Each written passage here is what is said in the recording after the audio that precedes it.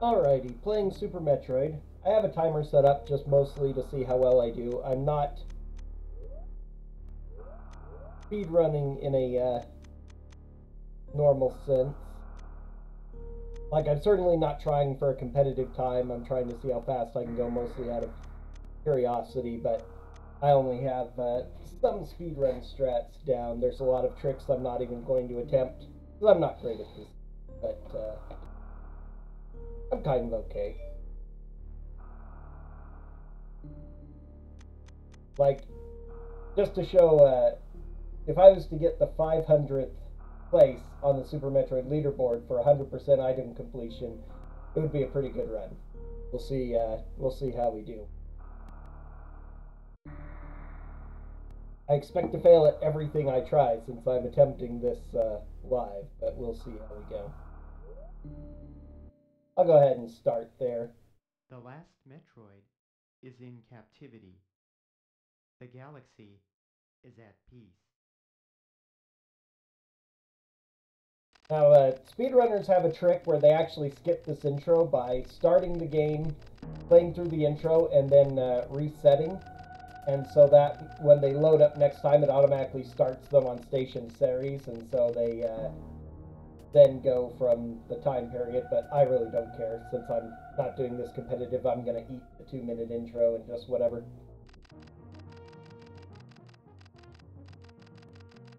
Plus, you know, it's fun to see since you never see it. Although, except on regular playthroughs. Which I don't know how common those are. I have one of these I did on YouTube offline. Just for the heck of it.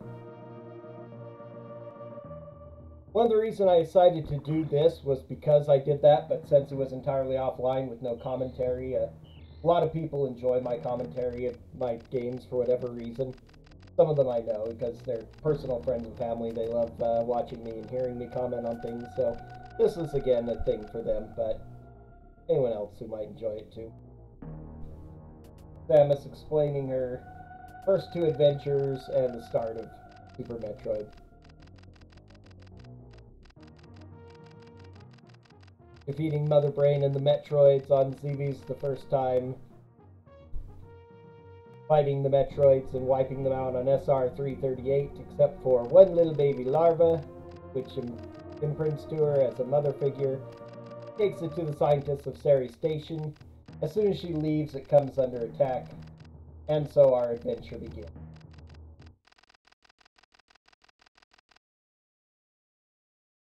And yeah, it is about a 2-minute cutscene to start the game.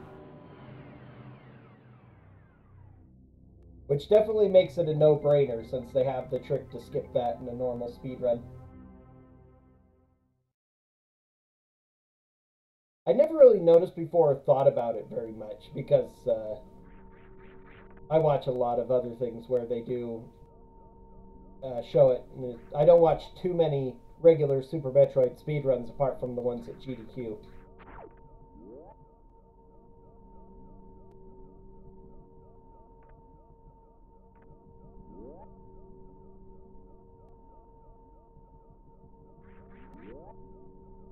Wonderful horror elements in this game.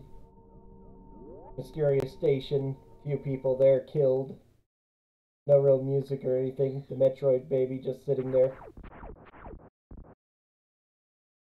So in this initial fight against Ridley, who suddenly appears holding the baby Metroid, you can defeat him and cause him to drop the baby capsule, and then he just suddenly picks it up again and flies away. That takes a long time though, so even when I'm not attempting to speedrun this, it's just, I've seen too many speedruns skip over unnecessary fights to want to try wasting a minute, another 2 minutes attempting to actually defeat him. Just no, thank you.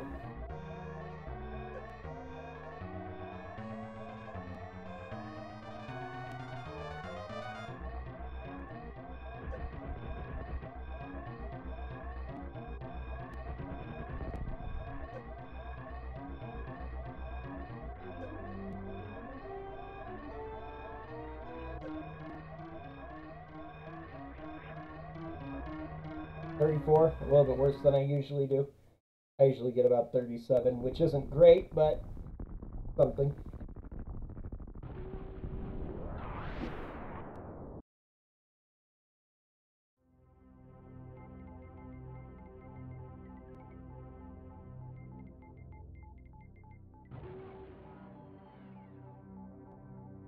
It is indeed. Thank you, Stovetop. Hey, David.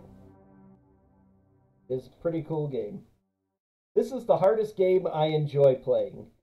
Definitely not an easy game, and never been good at or liked platformers much, but ever since I started playing Super Metroid, it is fun to struggle through.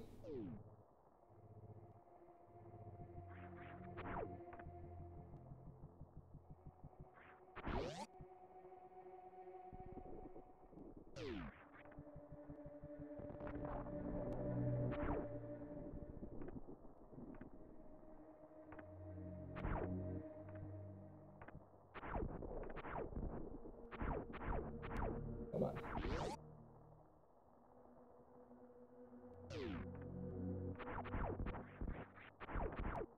Yep, totally failed that right off the bat. Oh well. Been attempting to learn the Moonfall, but it's a little tricky.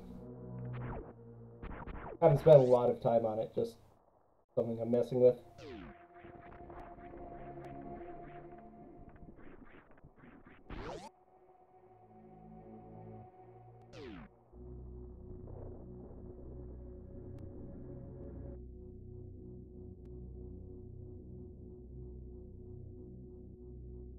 Yeah, that's very true.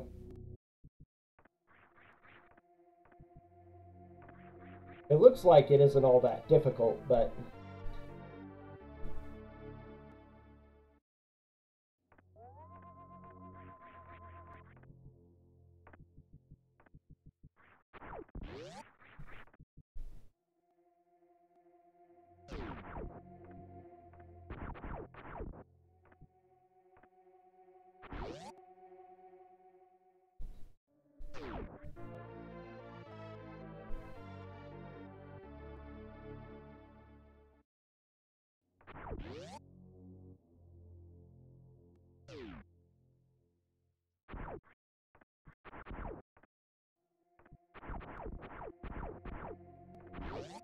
I'm going to collect all those later.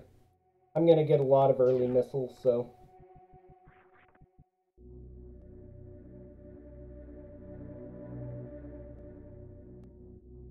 I kind of have my own route that I've done in my little playthroughs and practice runs for 100% item completion.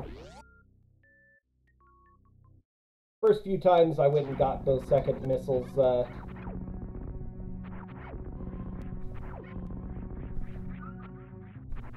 now I go ahead and leave them until I come back to that.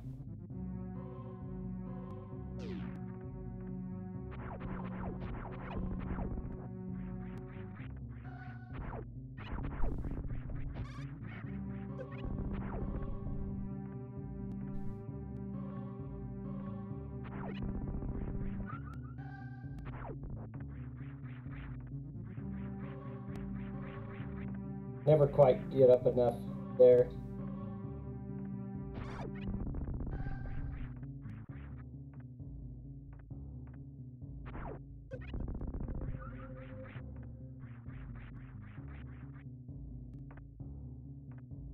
Never trust myself to get through, or am able to get through the little one square tiles using the wall jumps either.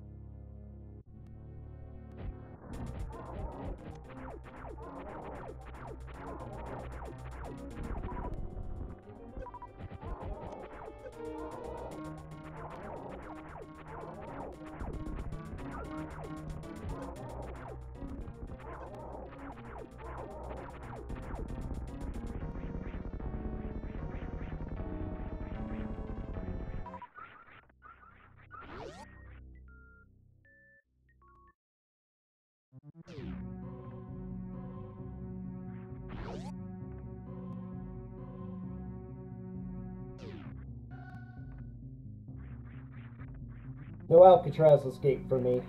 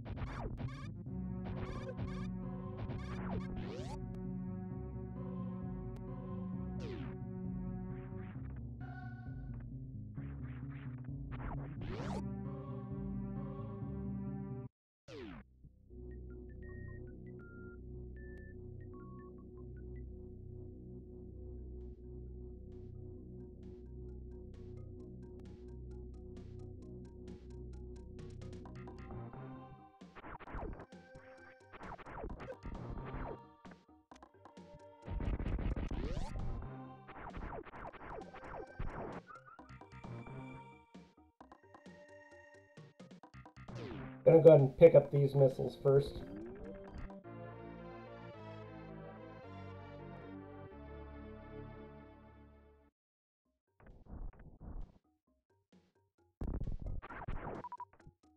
Alright. Now to try the one speedrun trick I'm decent at and do consistently, more or less. Ah, first try mockball, nice.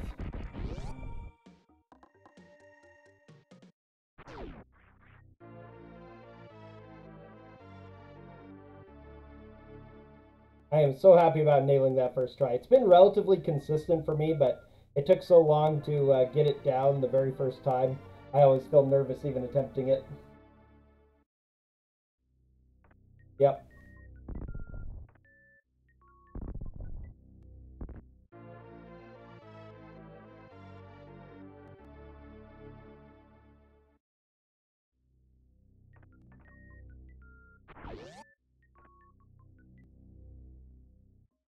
Yeah, agreed. That's kind of where I started to. That's actually where I started playing Super Metroid at all, was SMZ3. And of course, watching all the races, everybody does that immediately. And of course, everyone in the speedrun as well. It's just too easy a trick for too important to skip. So important that even in the Spore Spawn RTAs, they do this little mock ball to get the early supers, because early supers lets you beat Spore Spawn more easily.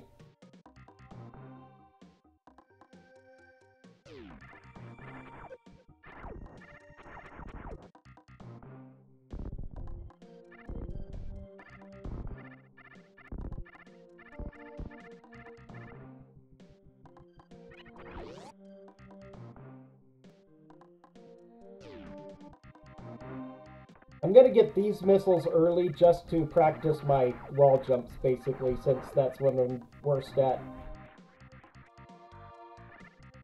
Is wall jumping. Almost went to the crumble blocks there. Come on.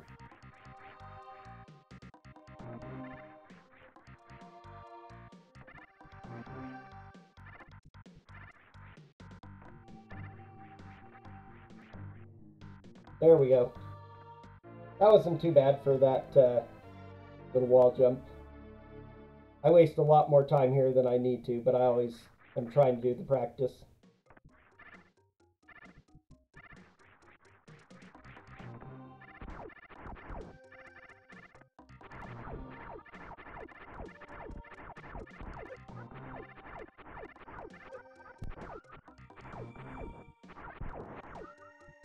Gonna get some wind charges, so I've taken a lot of damage.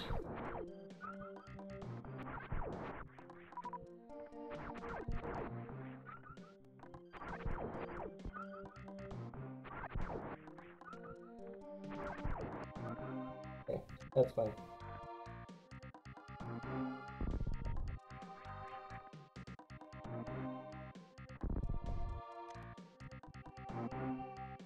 Okay. Oops. Let's see. I like about that pixel there.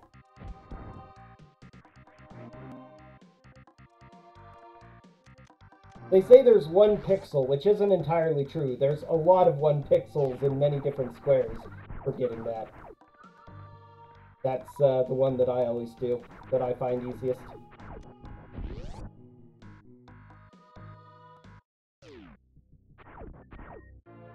Core spawn skip officially completed. 10 early supers, also very nice.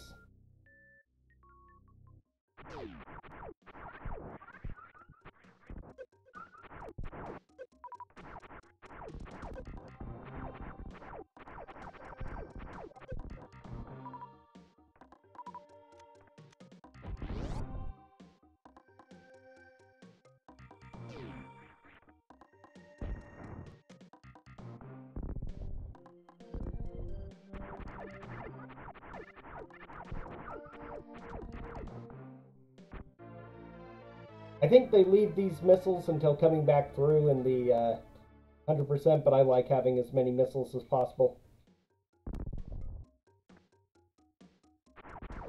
Since I'm dropping down here to get charge anyway.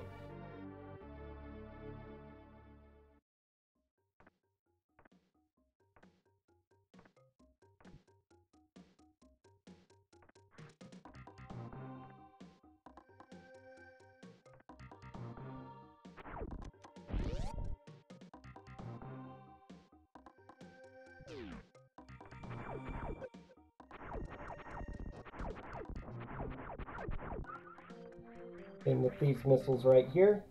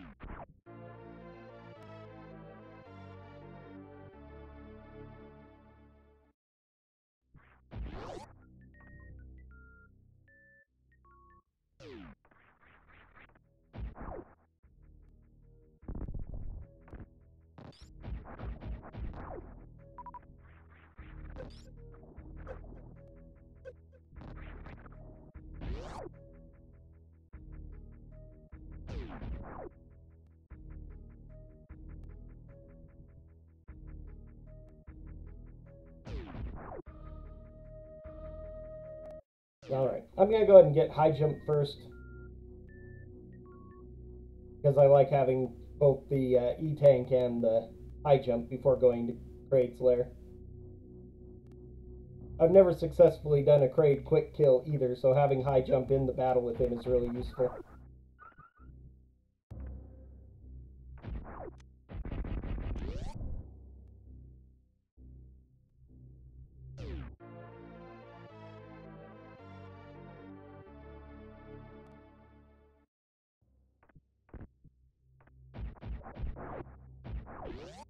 It took me a lot longer than it should have to learn to do that. I'd always fail to get him on the first try and have to kill him before on the way out of high jump.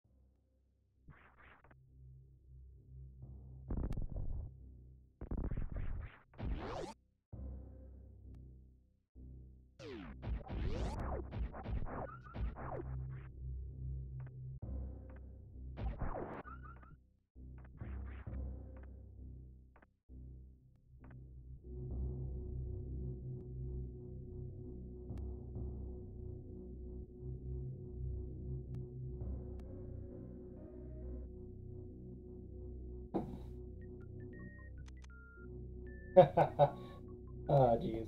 I need to remember not to do that. Have to get completely off the stupid platform before you crouch to shoot.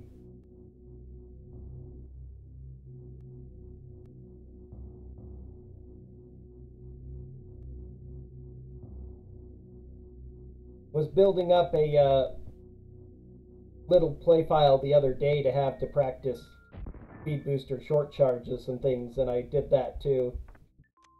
Kept doing that. Coming up on the elevator, crouching down.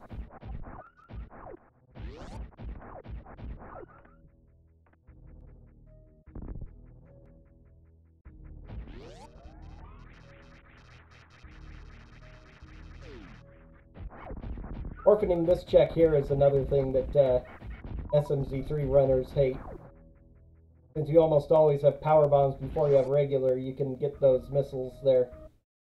One of the things you have to come back to when playing vanilla.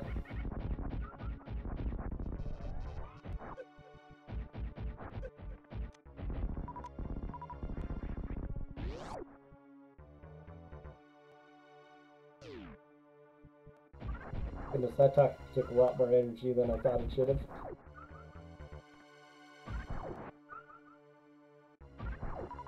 That should be.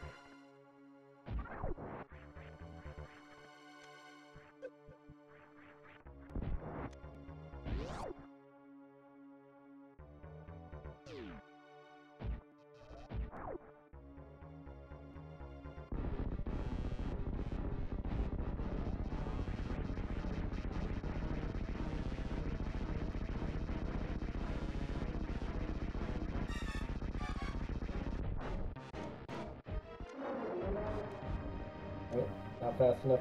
You have to like switch really fast from missile to missile or something.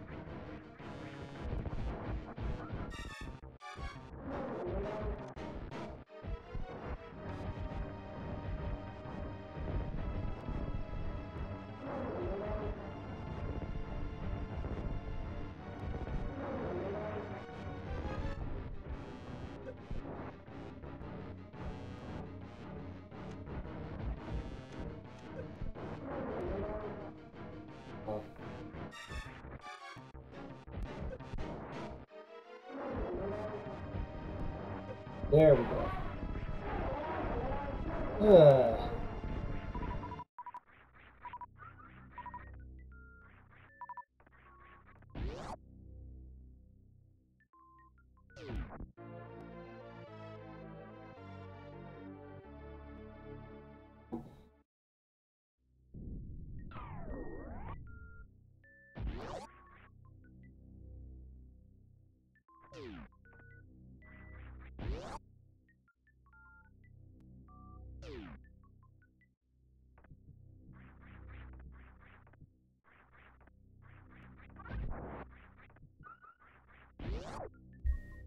I don't need energy, I'm about to get an energy tank.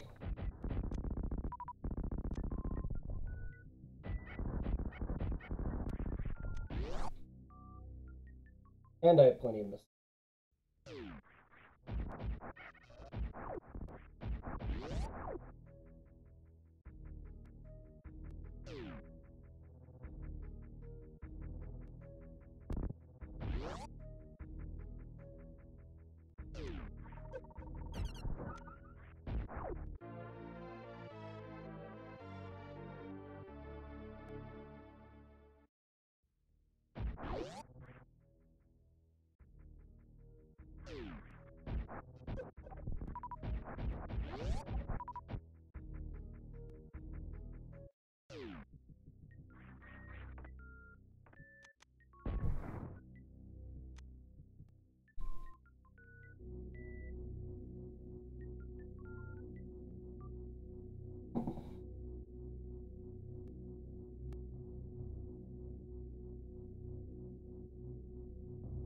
Okay.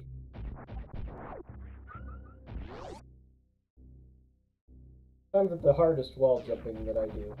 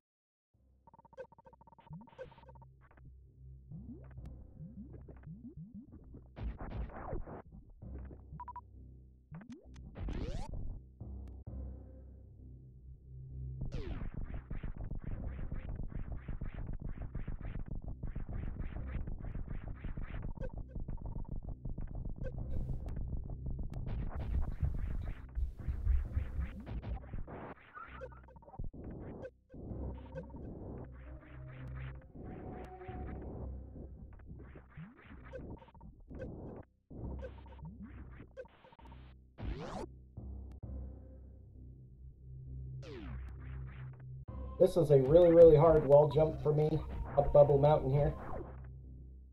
But I really hate the rooms they have to go through, so I practiced it until I got it the last time. Now let's see if I can actually get it. I'm just not getting the right jump there.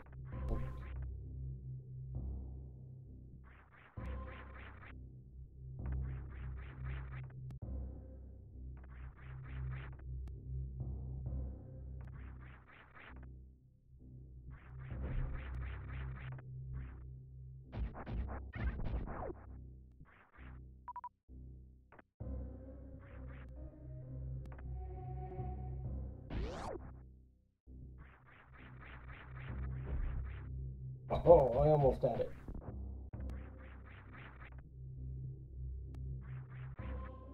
That's not a big enough jump.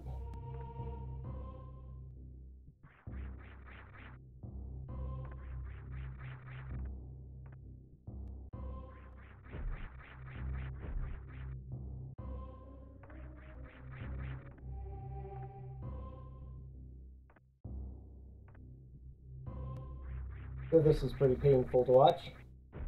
Aha.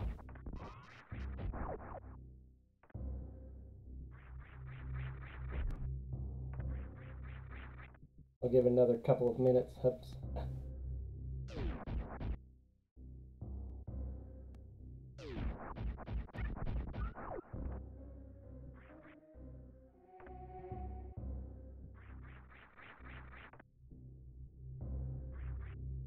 Length of the jump, I'm sure, is determined by pretty much the same thing about acceleration that Speed Booster is. There we go. Got it.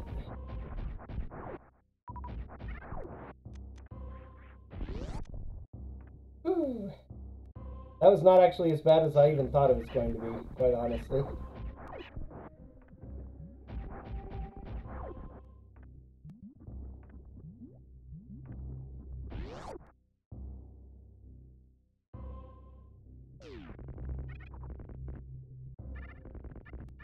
Like, I wouldn't even bother with that if the rooms you have to go through to go around weren't so awful.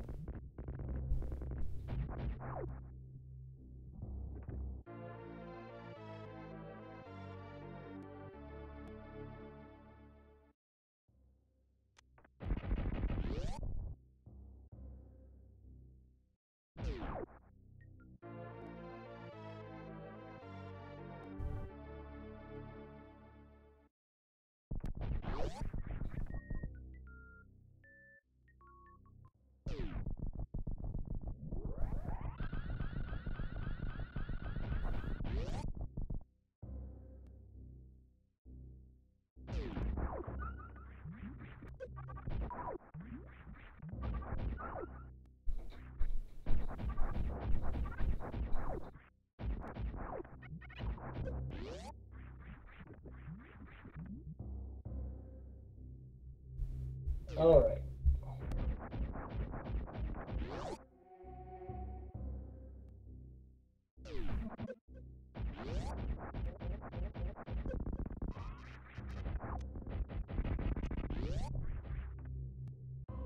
And now the next most important skip that even for a newbie like me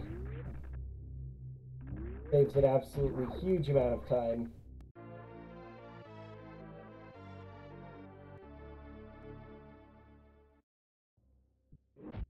Doing this little wall jump to get early wave beam. Which the very first time I played through this, I stubbornly killed myself about 7 times trying to get wave beam here. Not even knowing that it was a time save, just knowing that it was possible, and I really didn't want to leave it behind.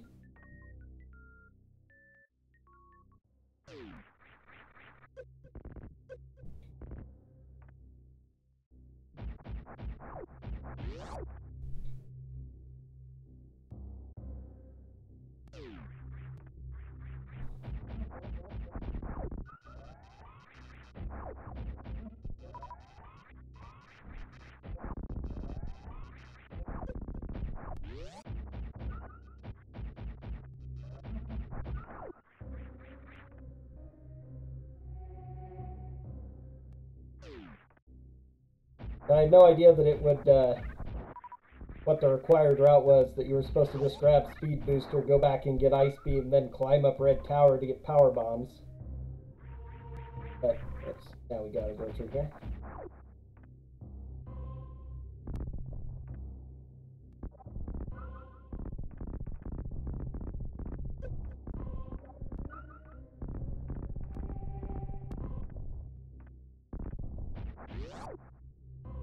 Let's see. No, actually, other one. I always forget.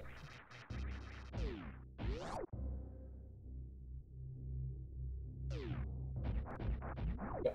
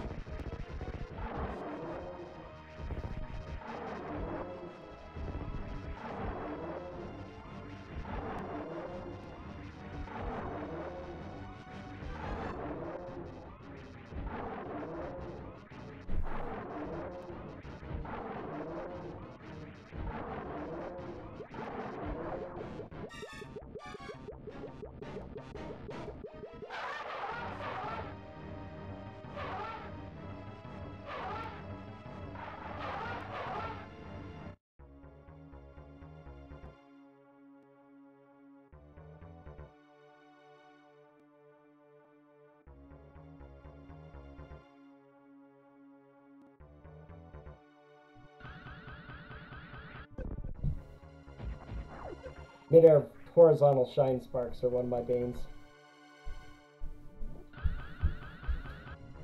There we go.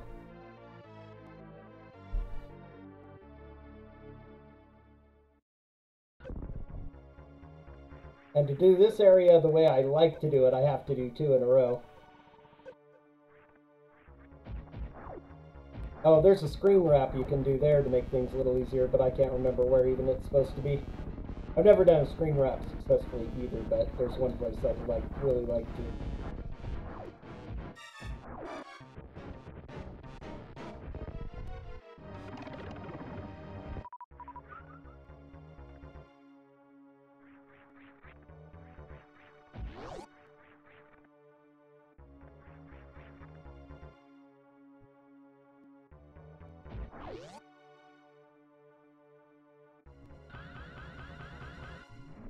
Darn, missed. Too high. No.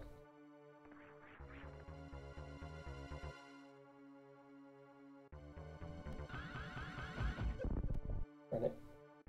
I'm not gonna bother. I have done this successfully before, but it's a bit of a pain. You don't really need to do it to get across. Just makes it the easiest way to get to there.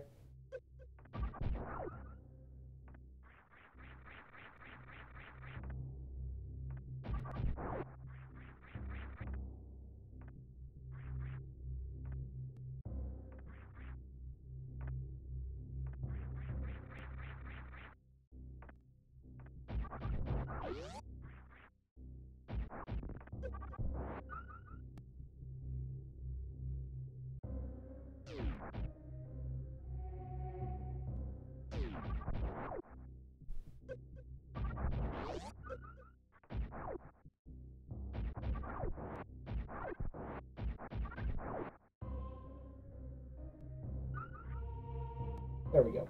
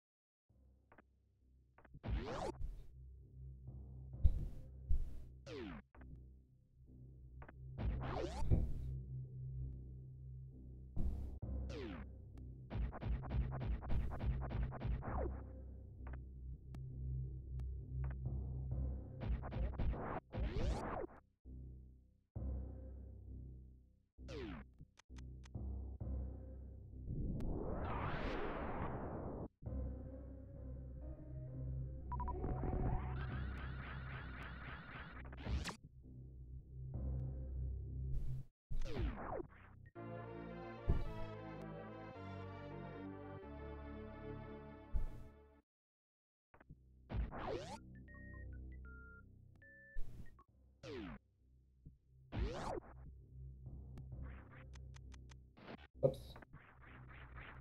Going to try the whole Indiana Jones thing and totally forgot to actually get the grapple ready.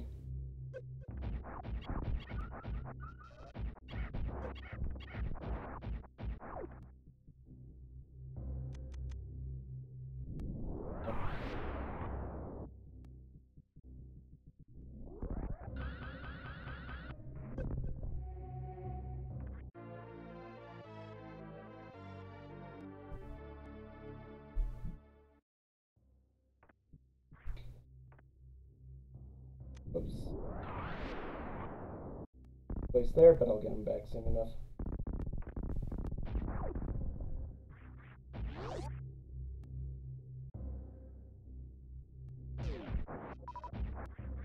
These guys drop power bombs for you.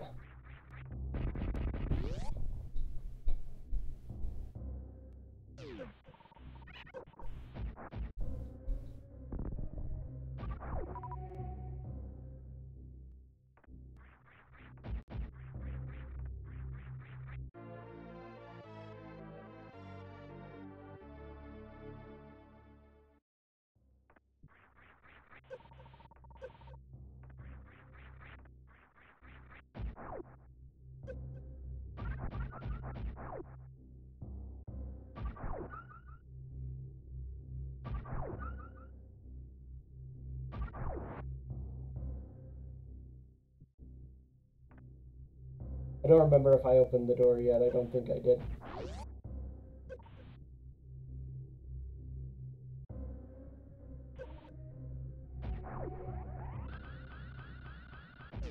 Darn it.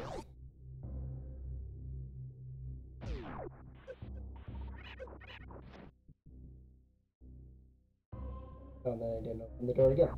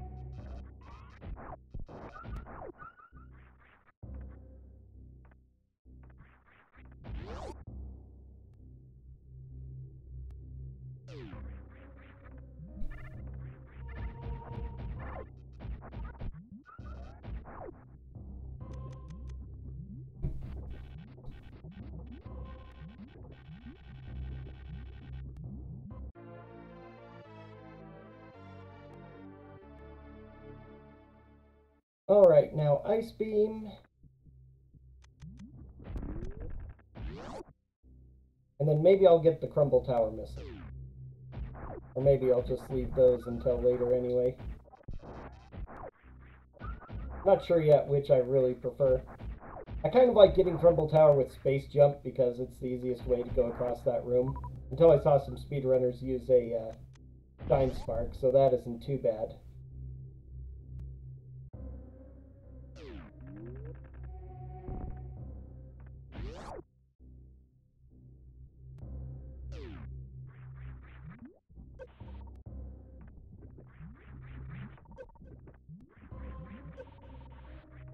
Totally awful. Oh well.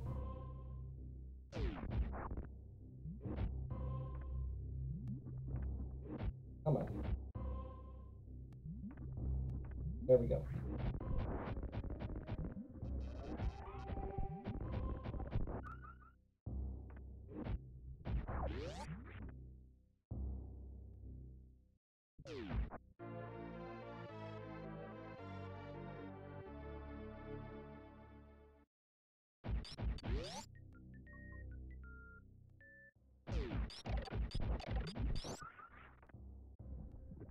A lot of people hate the Ice Beam speedruns, especially because you can't one-shot anything anymore at all, no matter how weak they are. You have to freeze them first. I hate switching off guns, and I find the Ice Beam to be moderately useful.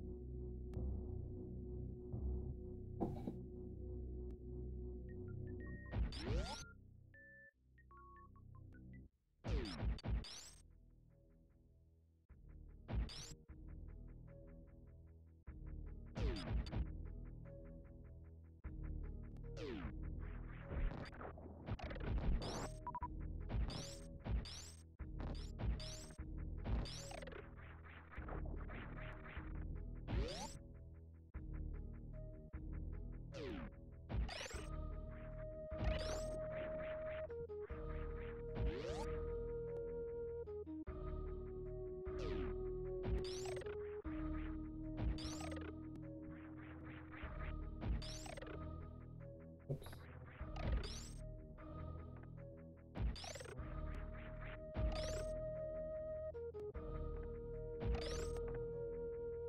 This is easier for me than wall jumping, doing the intended strat.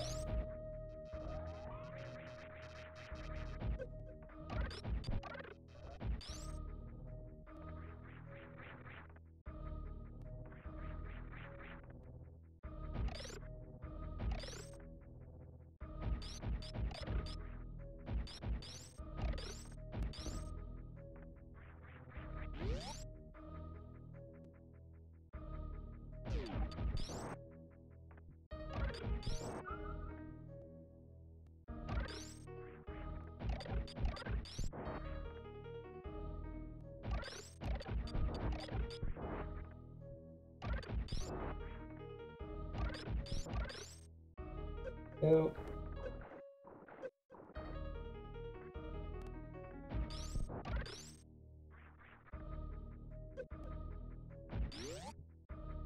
Okay.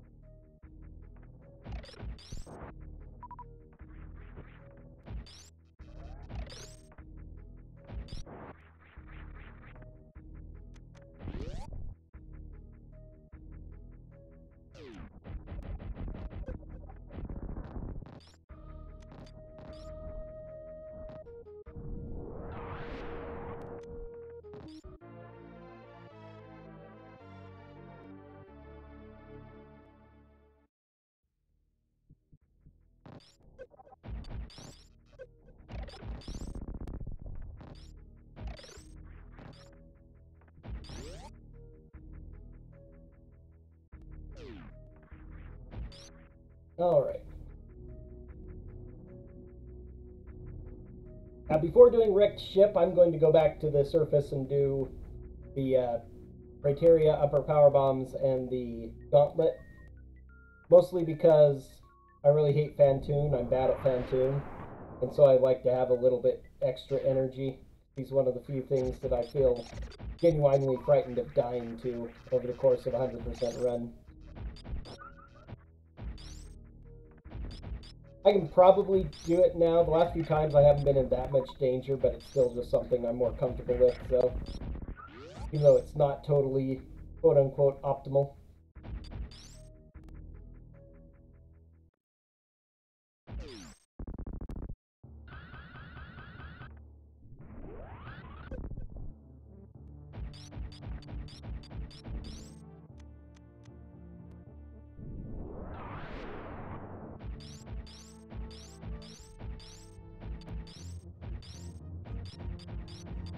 How are you supposed to do the screen run?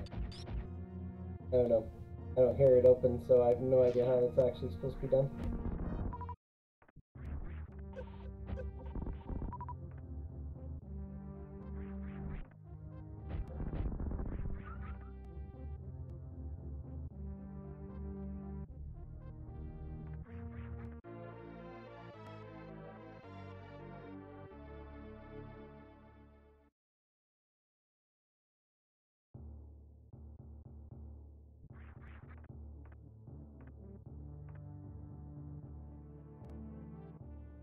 I'll just have to do it in 2 goes, even though it's a little slower.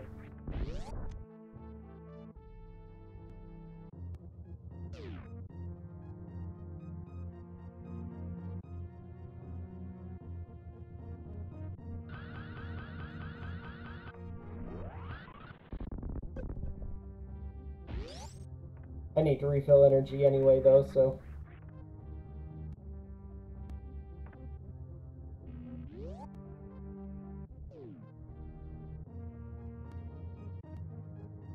Go ahead and save the game just in case, since I'm doing this anyway. Don't really bother to save anywhere else. Now, the main short charge I've been practicing. Let's see if I can get it off here.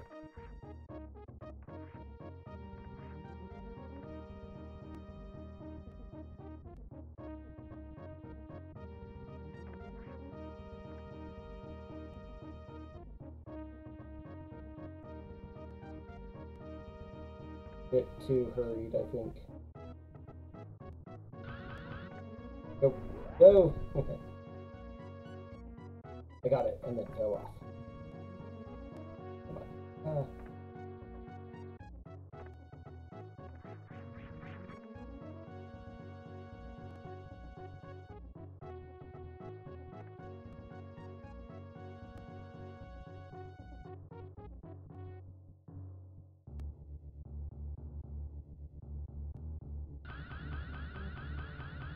Oh! I hit over and jumped too close together.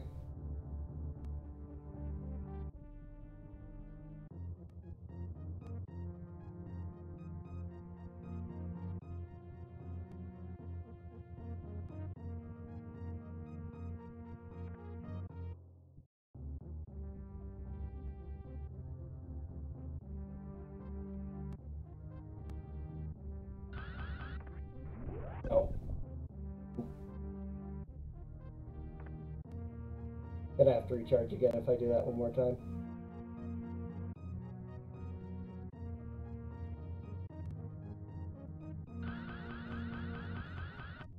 Oh, I hit over. Vertical short charge, or vertical shine sparks, as I said, are one of my banes as well. I'm gonna get this. I'd much rather spend time doing this than try to get through the first part of the gauntlet normally. It's a pain. Yeah, I definitely don't need to save.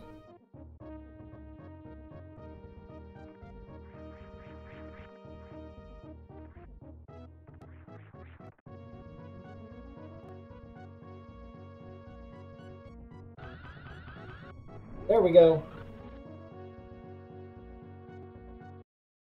Totally worth it. Just wish you could get through the second part that easily too.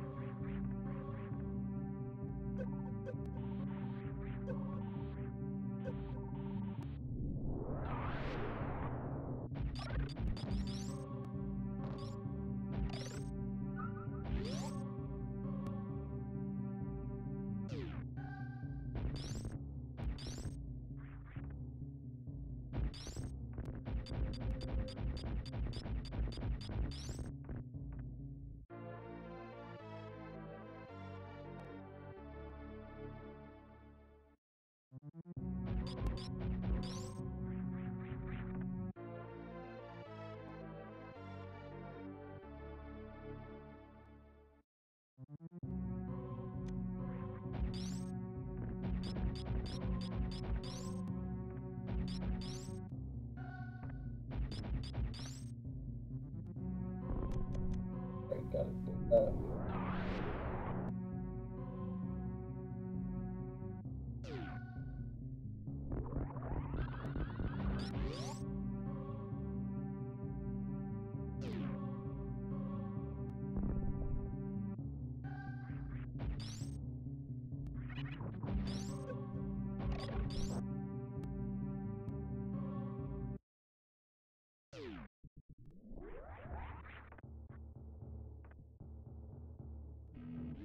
One last recharge and save, and now on direct ship.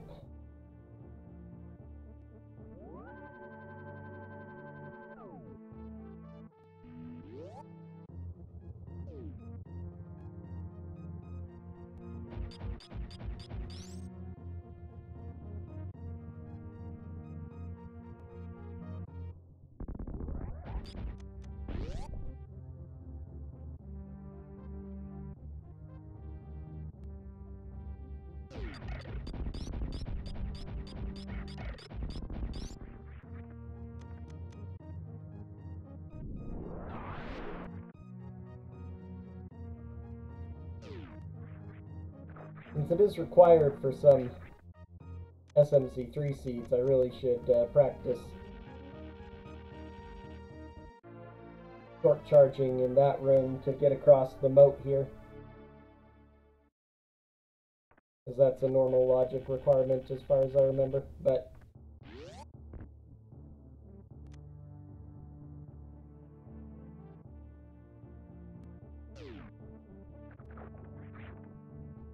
probably hard to do a short charge room.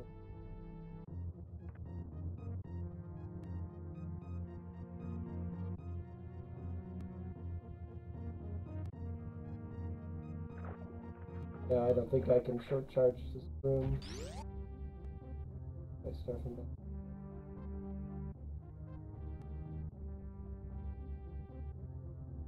Or maybe I can if I do start short charge just barely in this room, just a one tap.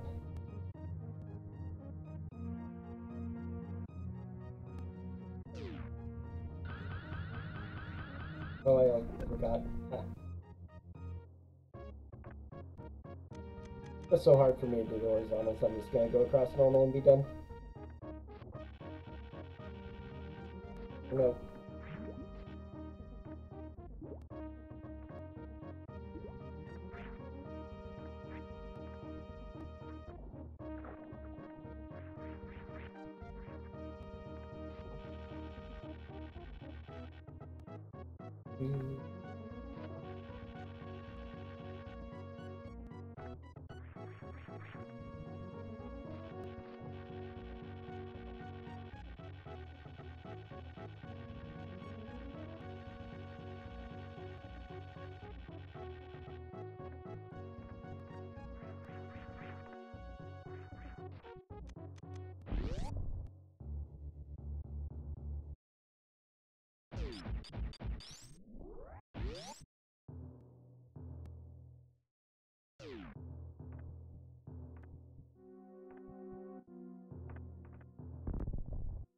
I love this room, how these spikes don't work until the power is on. They're not actually spikes, they're just, apparently electrified prongs of some sort.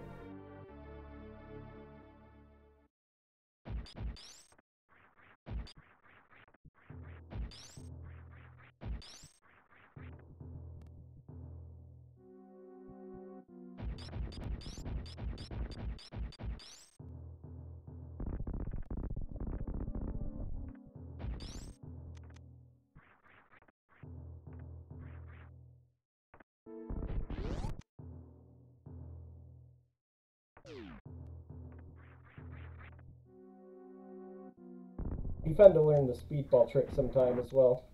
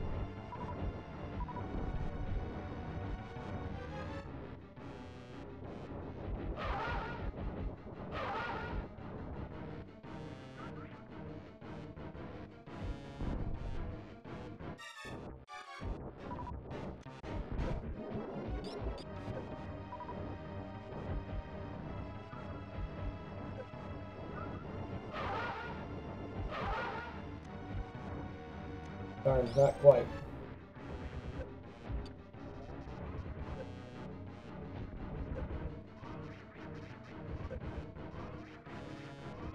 Come on, why am I not spin jumping?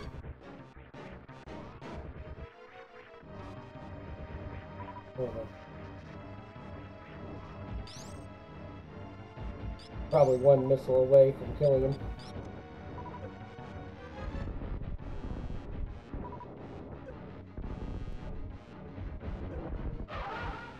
Yep, one missile away. That's hilarious.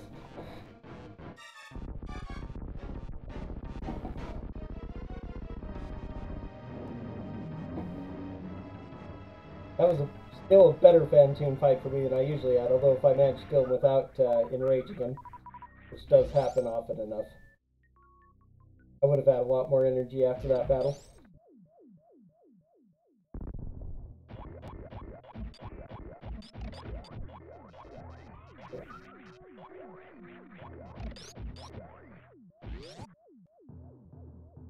Okay, now start grabbing the stuff. I am going to get the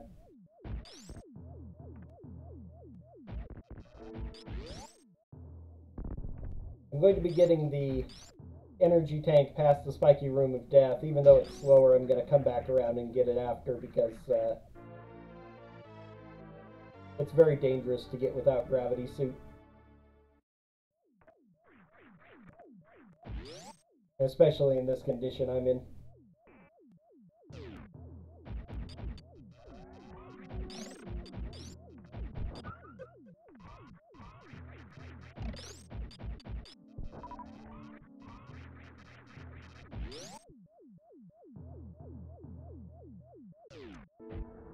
Oh, this is Spiky Room of Death.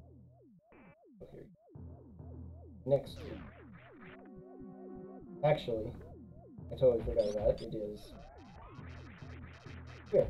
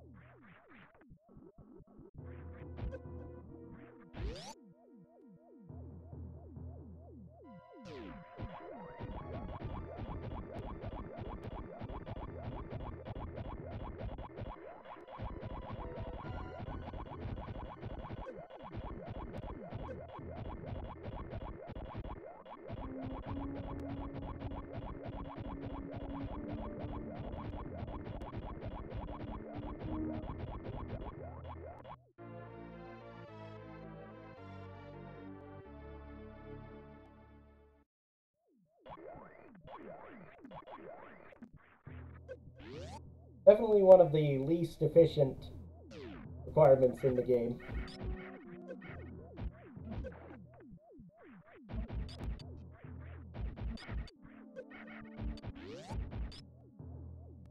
Okay, now the other one, the missiles in the sky, which are always a problem.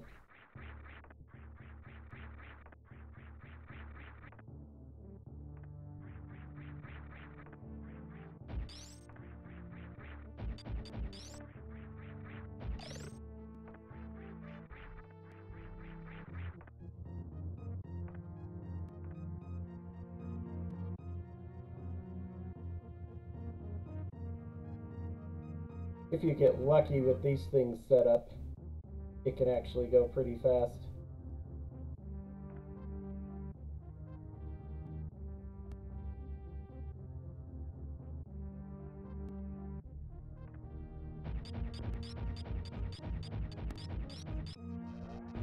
Oh!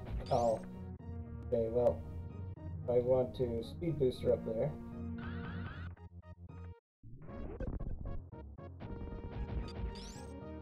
Almost. I have a lot of energy left though. Oh, I need to probably hold down for that. I don't have a lot of energy left for this. Need to be facing that direction though.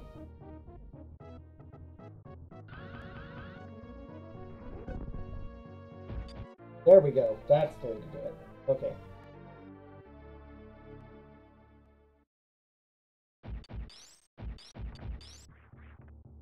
Here it is.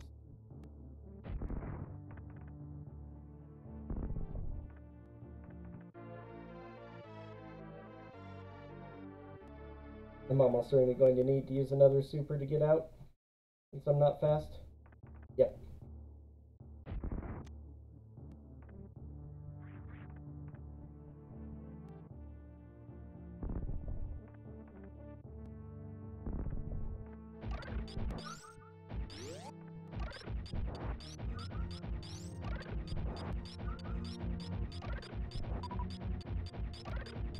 Gonna fill up to 3. This is slow, but it's gonna be good for safety.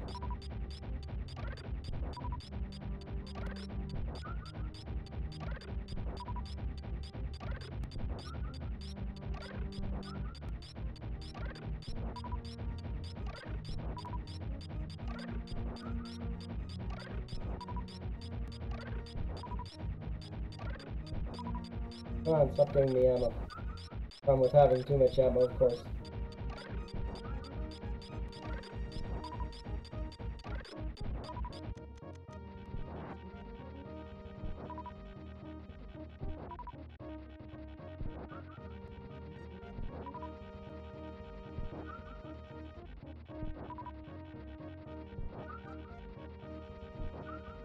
Okay, good enough.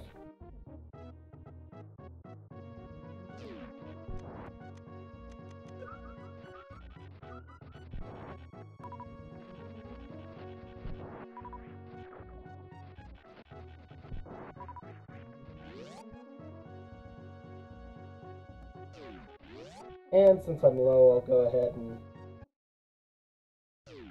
just trust it's not actually that slow.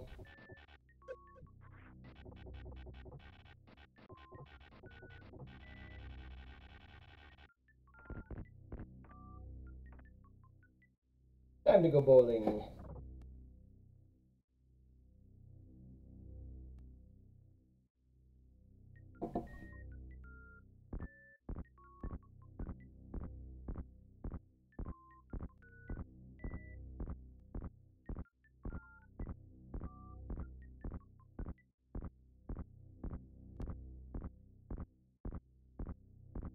I wonder if this treadmill up here is what taught the first speedrunners to figure out short charge how to do it, or that it was a possibility to work in any case.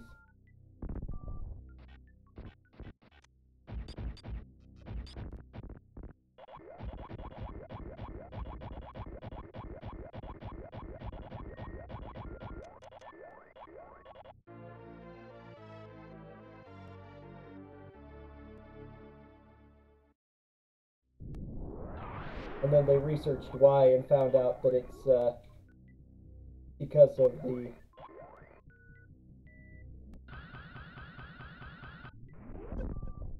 animation frames holding run rather than actually getting to a speed or anything.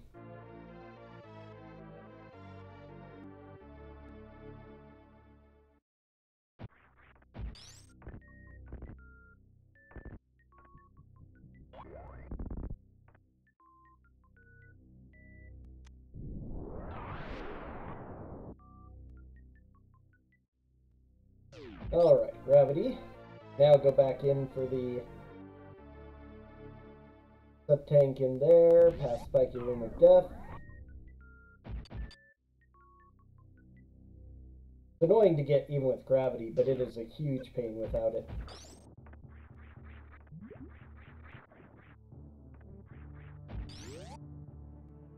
Then the missiles that I also left because it's faster. Although when I fell in, it might have been an okay time to grab it. I am a little bit lower than I usually am, so I'm going to go ahead and take a safety save.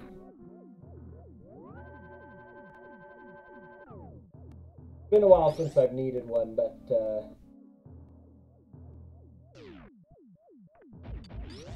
I'm not a real speedrunner of this game, and I'd much rather have a safety save than lose all the time in progress.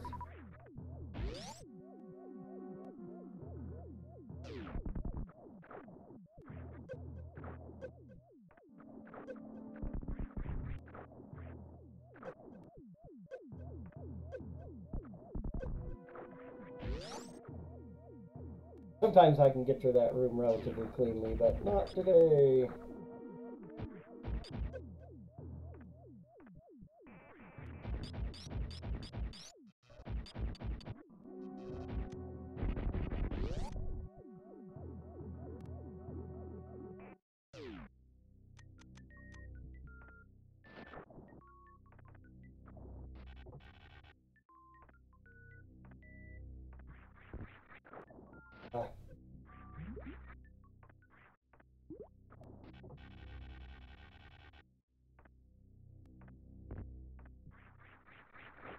I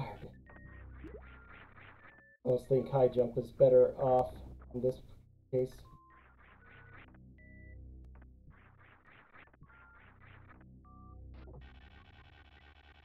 There we go. Okay, not too bad. Not as cleanly as I've done it before, but I'll take first try mock ball over doing this clean.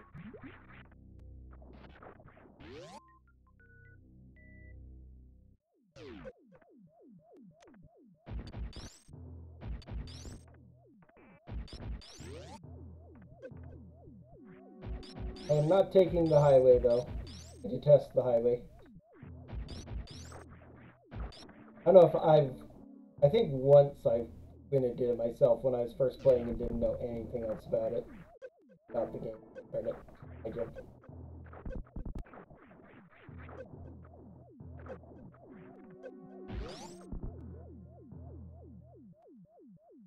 Yep. Forgotten for a reason.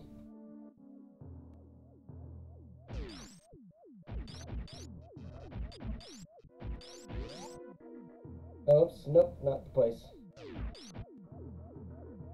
Yep.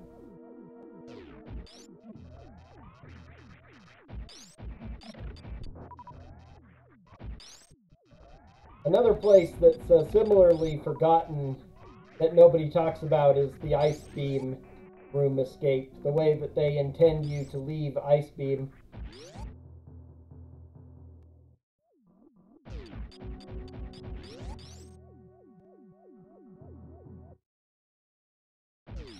Oh, that might have been going. Oh well.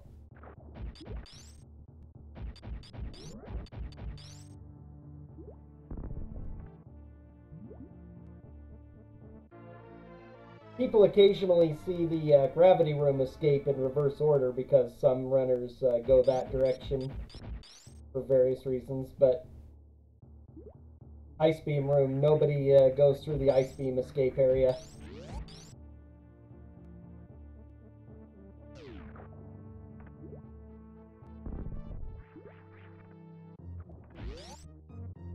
Alright, now that I have all of my speed and stuff, I'm going to go ahead and do the full Brinstar loop to get all that stuff back. Metacoons and everything else.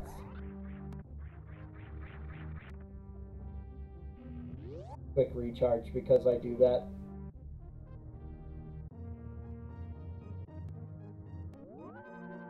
And save because I do that too.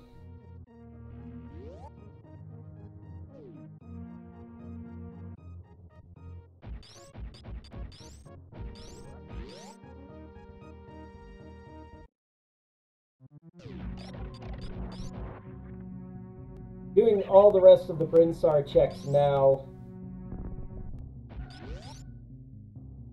is convenient for me because it gives me all the stuff I need to do.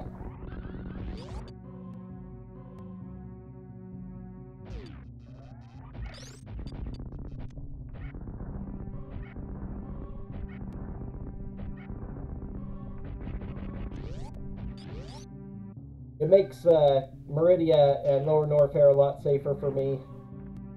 And doing it now instead of like before. I could potentially do all of them before wrecked ship, but there are a couple of things that are much slower and more difficult to do, like Waterway and even for me, the Billy Mays room.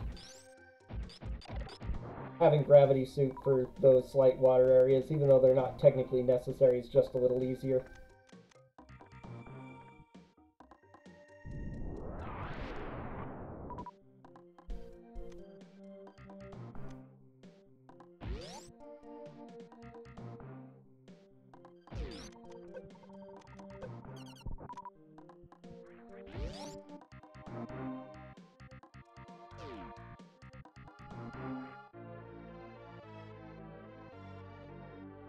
I always have a tricky time falling in that hole. When I was first playing this game through very neurotically and was using emulator save states all the time, I actually did save state before doing this part just because I was traumatized by falling in this hole and having to try and climb back up or go around. I don't want to do this area more than once.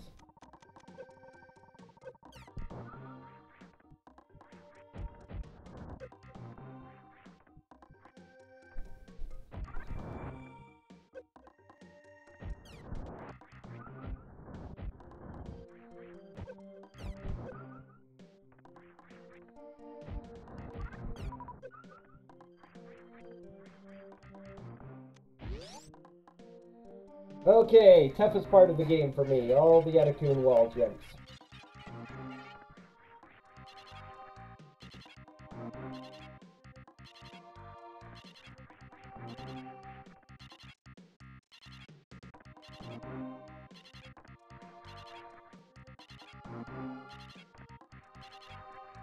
Speaking of when I did emulator stuff, it's a lot easier for me to do it on keyboard, actually. Oh man, again. I don't know why.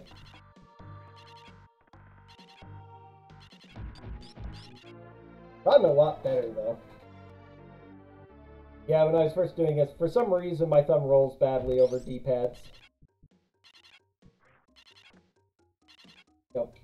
Very difficult mock ball to do. I've done it like once or twice.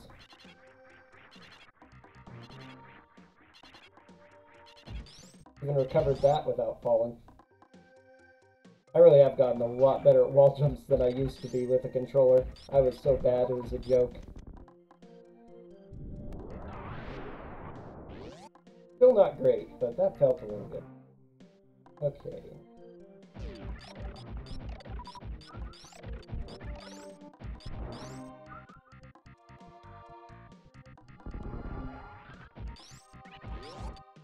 Shine Spark Skip, very important.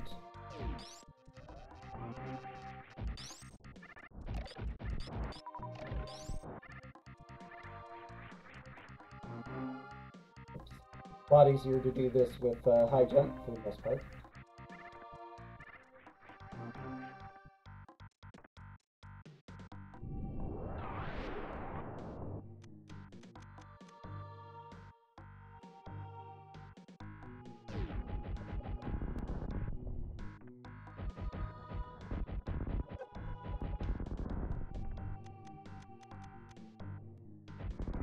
Come on. Oh.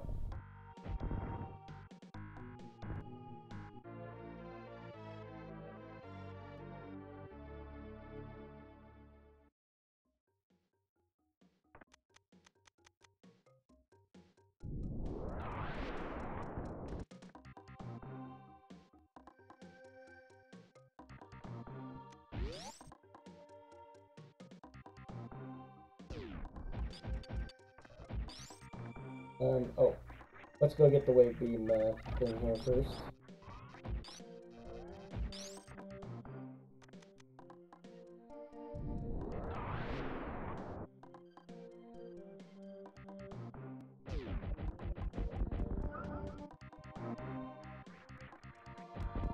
Oops. This is another thing I practiced a lot for SMZ3, is the wave gate skip here, but of course it's not necessary because you'll have wave beam by the time you come here with power bombs in the vanilla game.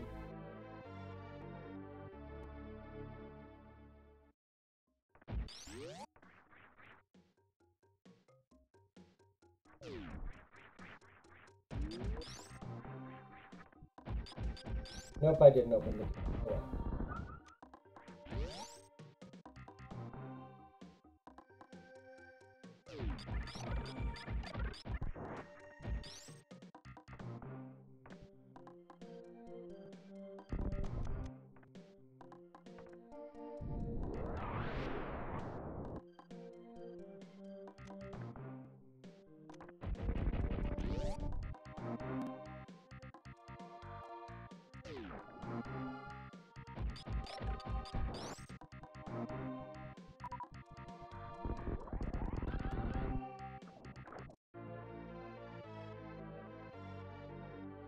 I also practiced a lot on one of my SMC3 speeds doing a Shine Spark through here without gravity.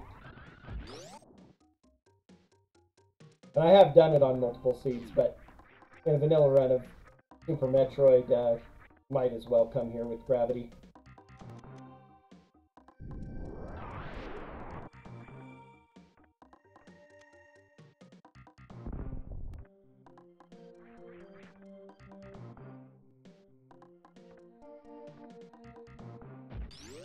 Mid-air morph's another thing that I struggle with a lot of the time.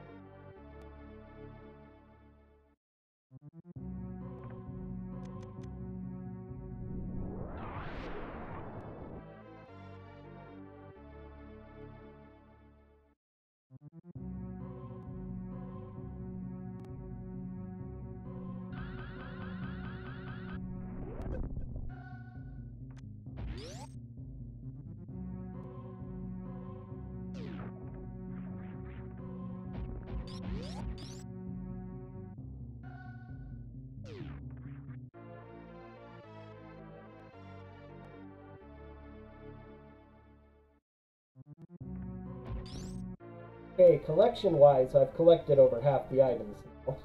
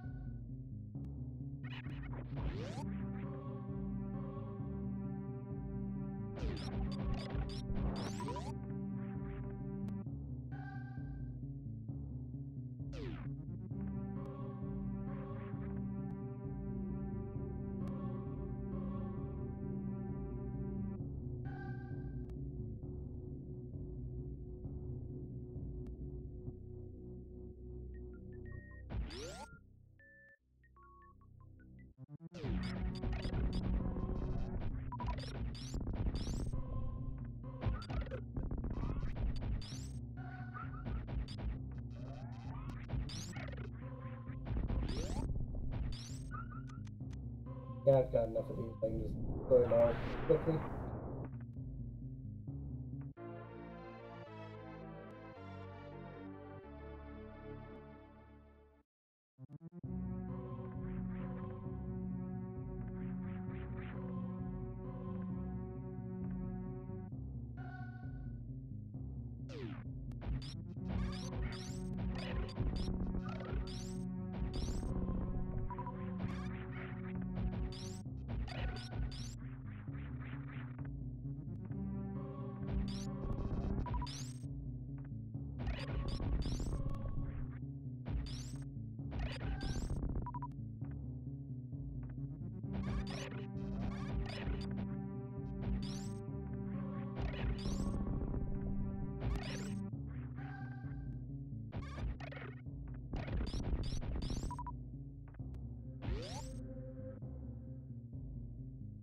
Oh, whoops.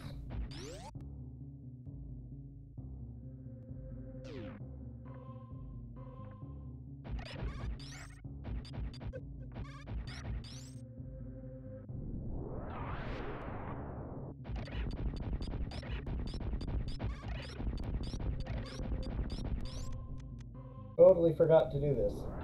Wasted time doing a climb that was unnecessary.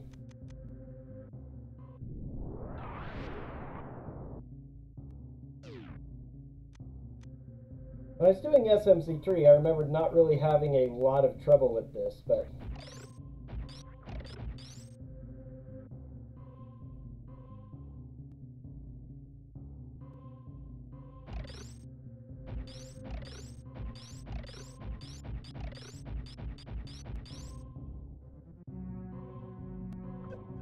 Darn it, yep. Now, however, I can't seem to keep things frozen enough time. I know that with plasma it's a lot easier, because plasma phase will actually go through them all.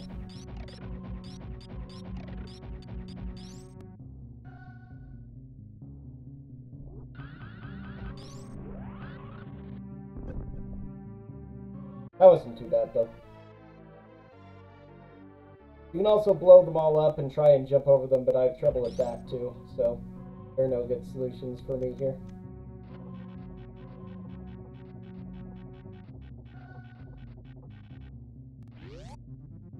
Not necessary, but whatever. It's a little bit faster to take the damage, but...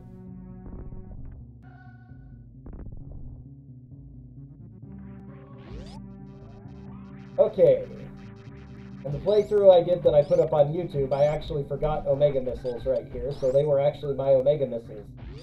I was like, why do I only have 225 missiles? Then I realized, oh, I never grabbed Omega Missiles.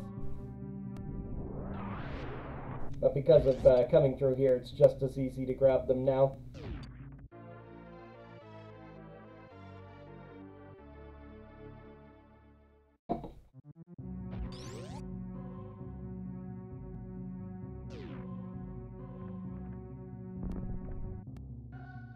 That's a really hard mid-air morph ball to get. I'm not even going to try. Just as easy to jump up. More valuable to do in SMZ3 randomizer because you might not have regular bombs. It's really funny how just that little change of the accessibility of morph ball bombs being the third item you get really in a Super Metroid, maybe fourth if you get one of the missiles earlier, versus because there's only one of them but 10 packs of power bombs, more likely to have power bombs, and the randomizer changes up a lot of things in your routing.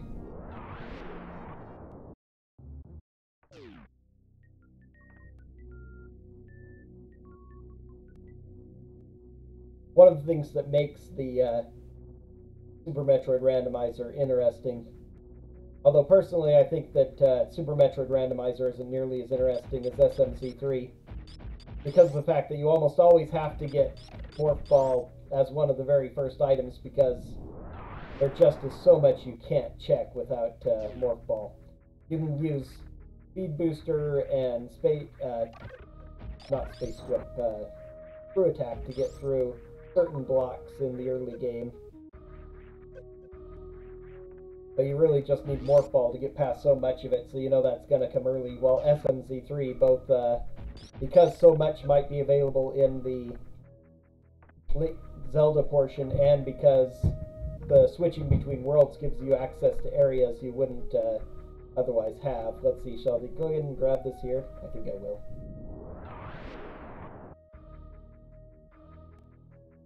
Could save this for much later as well. I think I'm going to do at least one other trip to Red Tower, but I'm not sure when, so I'm just going to get it now. Enough.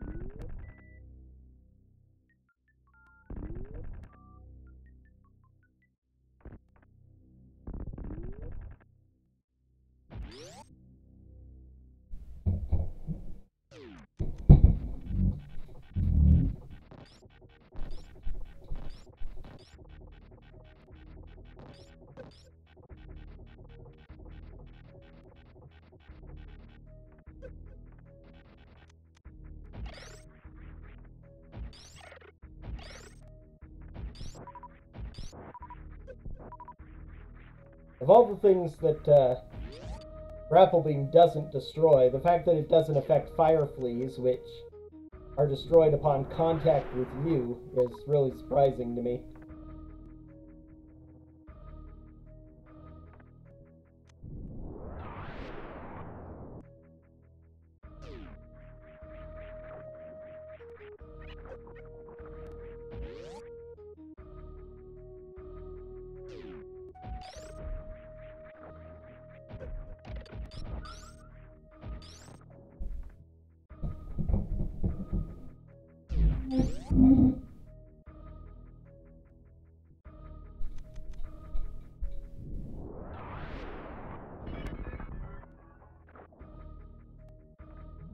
Nope, I didn't do the jump right again. Which I never do.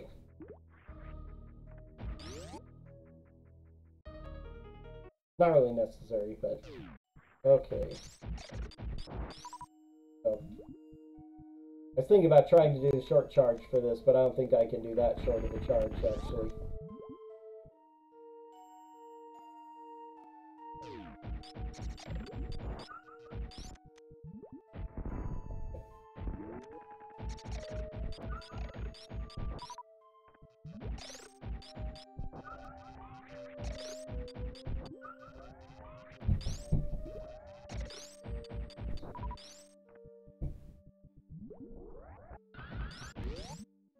No, I'm not going to. That's a waste. I'm not going to still have it. Nope, almost. Remember to open this, I never do.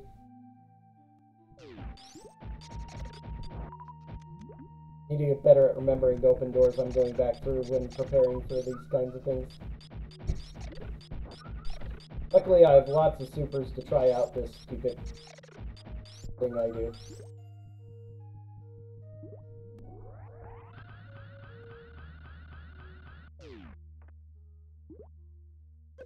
Oh!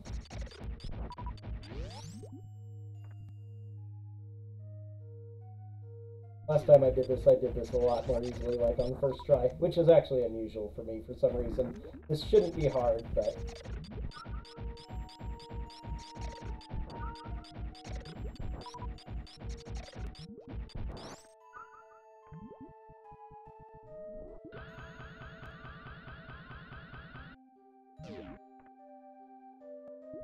There we go.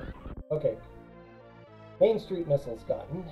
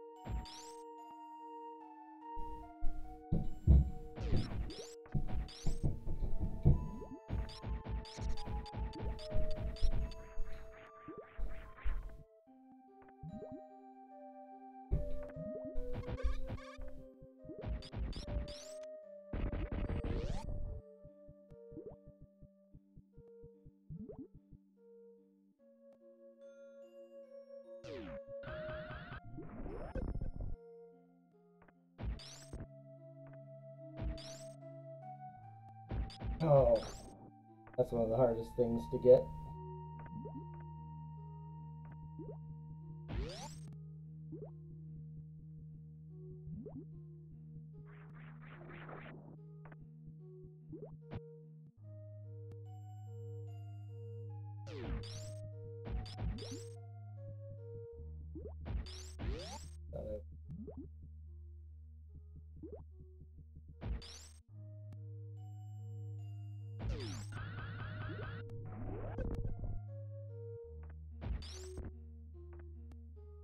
It opened, I heard it.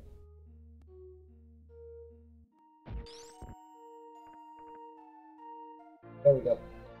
Okay. That actually took me a lot less time than the last time I attempted this.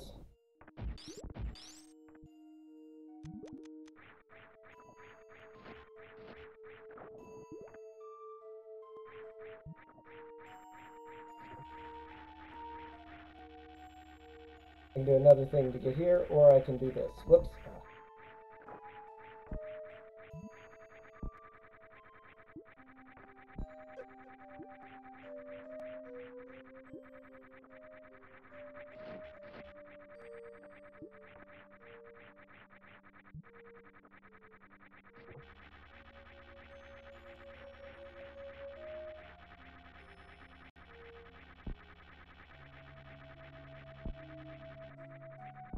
There we go. Okay.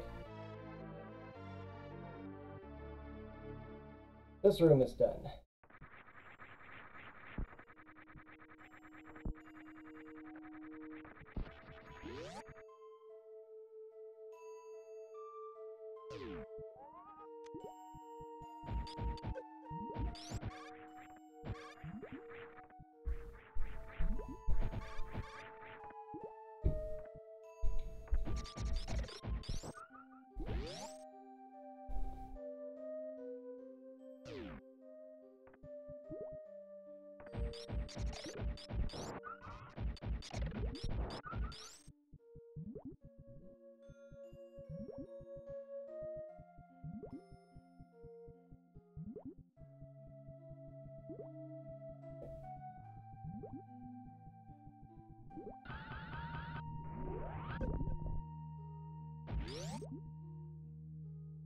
Easiest way to get through this room by quite a bit.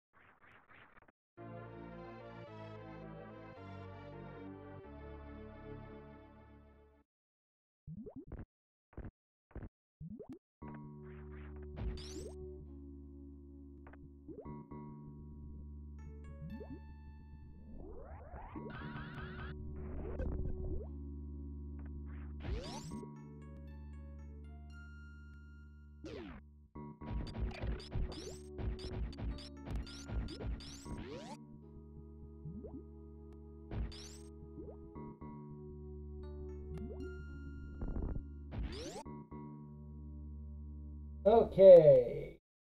The other boss I'm terrible at. Well, I'm terrible at most bosses.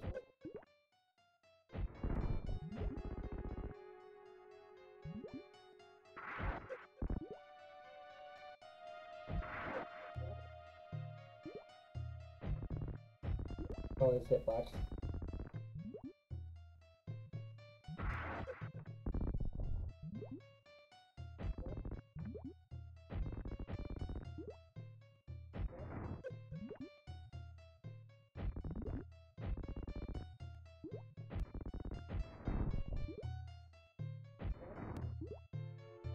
One more, maybe?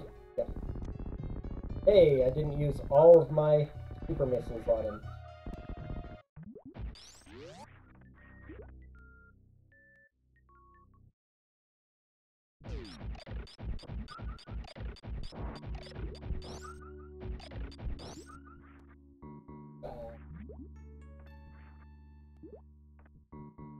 Very important mid-air morph here.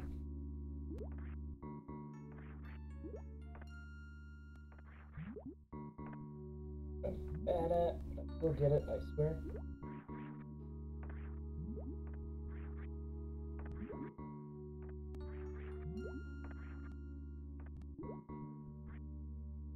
It was a bit. Okay.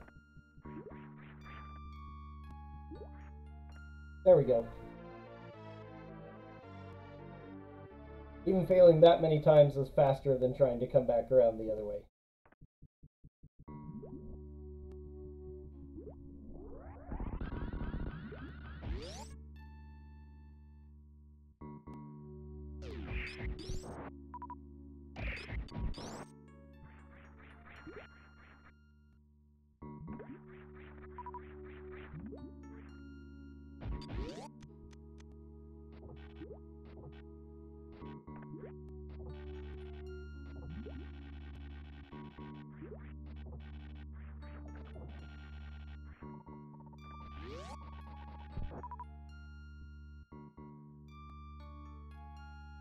Oh, now, my last remaining least favorite room in the game.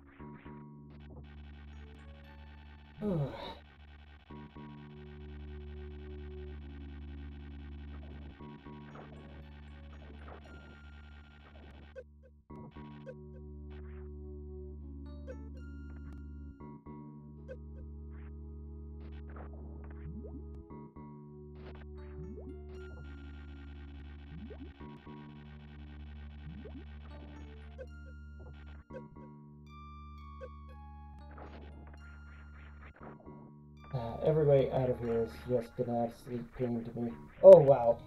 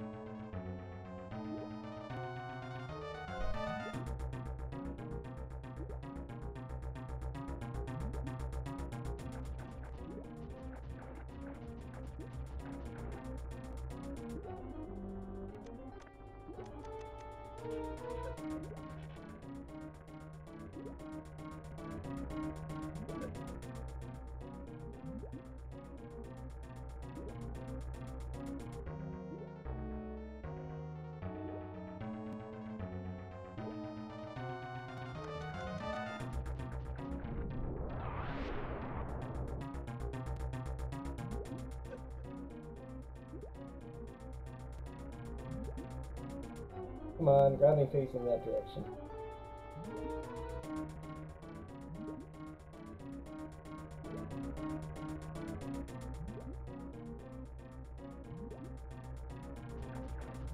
There we go. Okay, I don't even care. Go ahead and do the full length thing.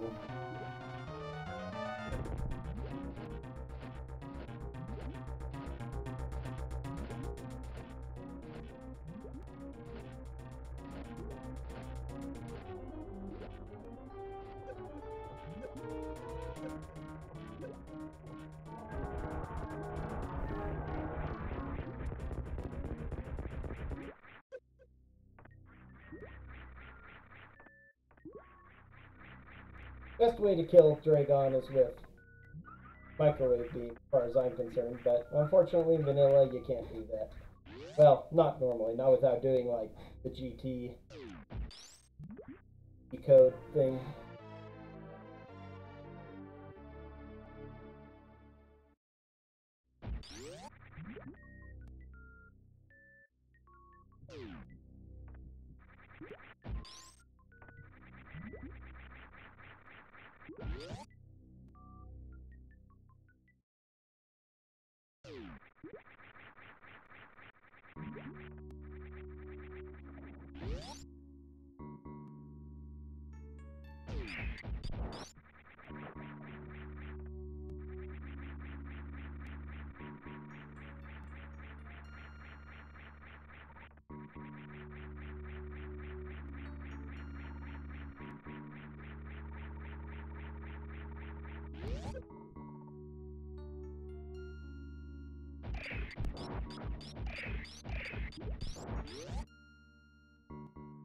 Alright, now I go back here in order to do the...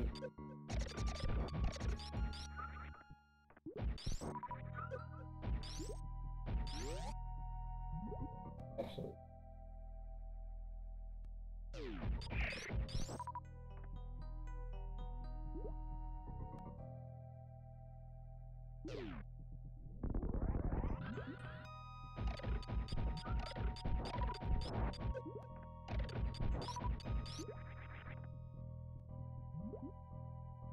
A little bit faster to drop down here, I think.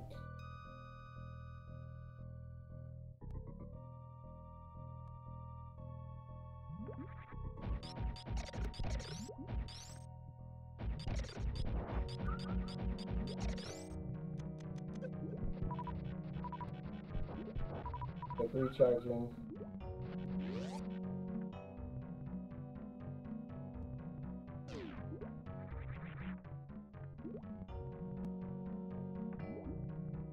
So the left sand pit is easier to get without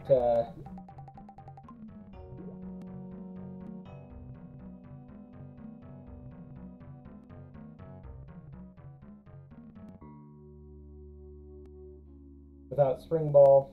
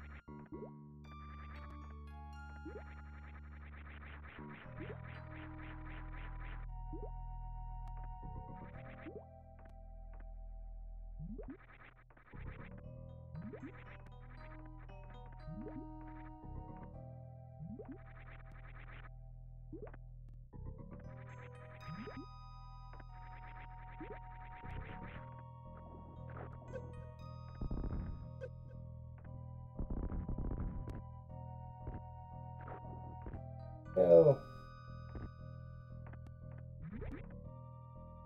So much for this being the easier one. Every time we've done it before, I've actually gotten this part here.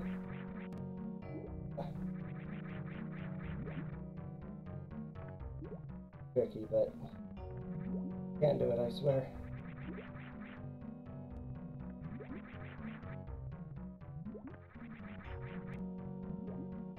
Unless I can do this.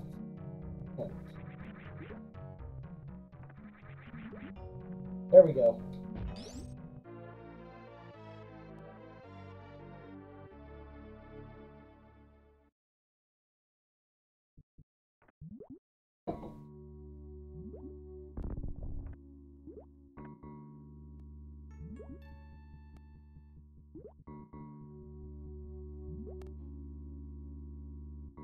I used to have the hardest time finding that, too.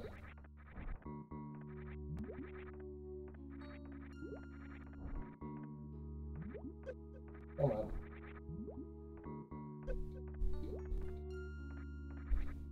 Hate sand pits.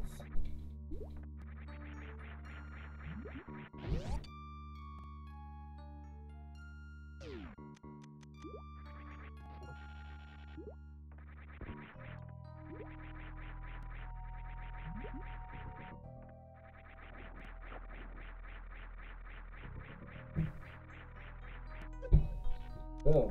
Okay.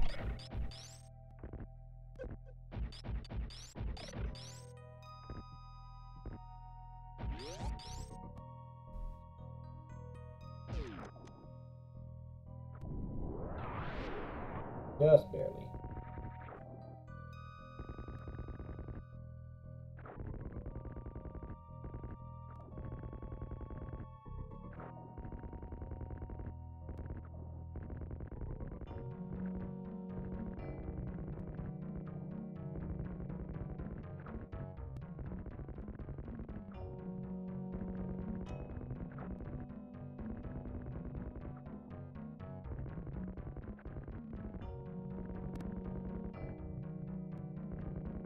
Hey, I'm doing well, Alex. How about yourself?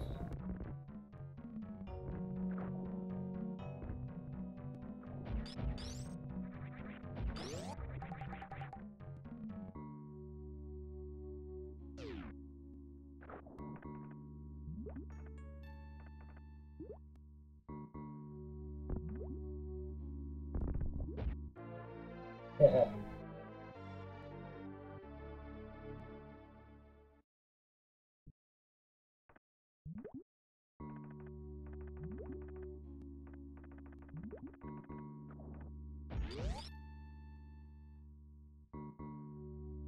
Less likely to sabotage this run because the things that I actually need to concentrate on, I very much have to concentrate on.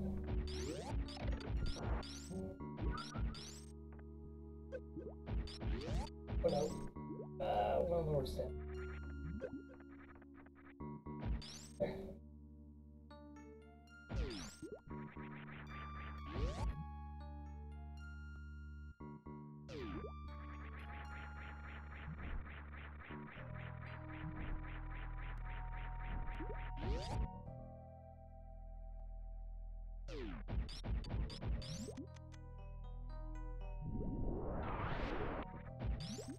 That's right, they're over to the side. I always forget where those ones are. It is quite a lot of fun. Its controls are a little bit antiquated compared to the newer Metroid games. I've heard people, I've never played Dread, but I've heard a lot of people compare it and even Fusion and say that they're a little bit rough, but if you can learn to use them, it is very, very fun.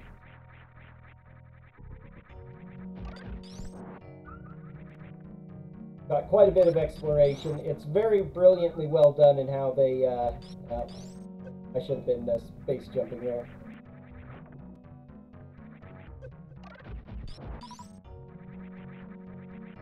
A lot of the movement tech in this game with wall jumping and such is not necessary, but just makes the game, if you get good at things like wall jumping, the entire game just gets a lot easier and more fun, since you're able to do so much more with less backtracking, and some of the tricks get just really cool to pull off.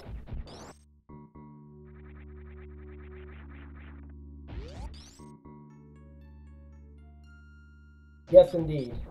I'm pretty bad at them, but I'm good enough to skip quite a bit of annoying content with them.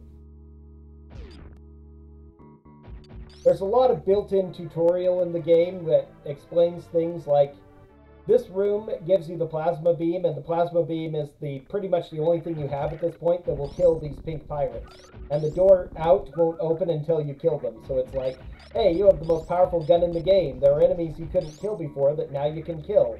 And you have to in order to leave. I missed one somewhere. Is he actually the one down here? Yes. I missed the very first one you're supposed to kill.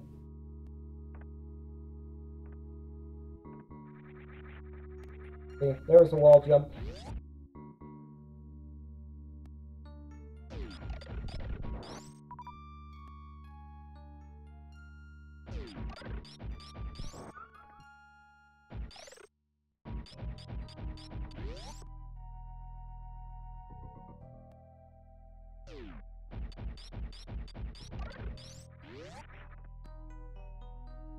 Let's see. This is one of the other annoying parts of the game where backtracking just to collect items is a little bit of a pain no matter what route you use. But yeah, there's a lot of different routes you can take through every piece of the game, both just individually getting from area to area, as well as what you collect items in. Speedrunners for this game have like over 24 categories, from silly to serious. A lot of the more serious ones just based on beating the bosses in a different order than you're supposed to. Oh, nope, this is the Forgotten Highway exit. I always come here by accident when I'm not supposed to. One of these days I'll remember not to come this direction.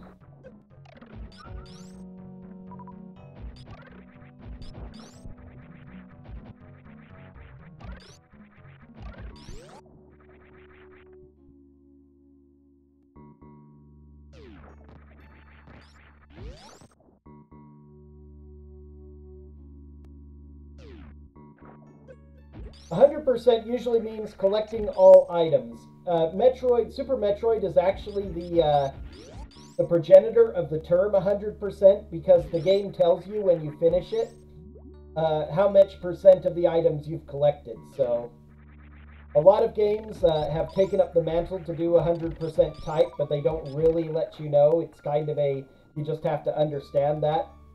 But this game tells you you've collected 100% of the items now once you finish the game, so you know if you actually did it or not.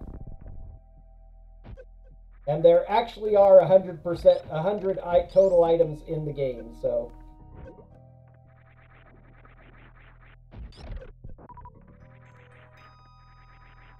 you also know exactly how many you missed if you do end up missing it.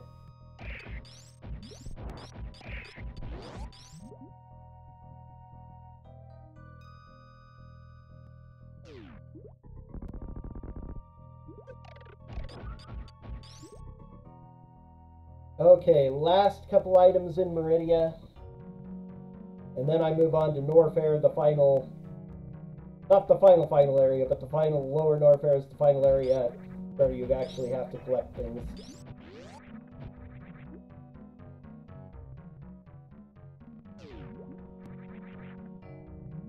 Then pit number 2.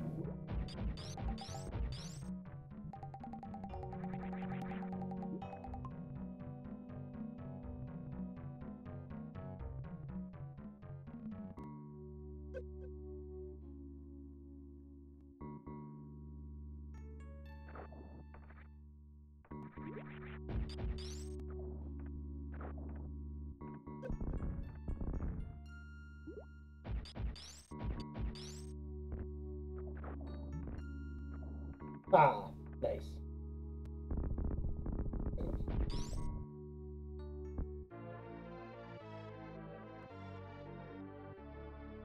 Now you're doing fine. As I say, the things that you can actually sabotage. I'm not that great at this game. Your real speedrunners of 100% of this probably would have finished it twice.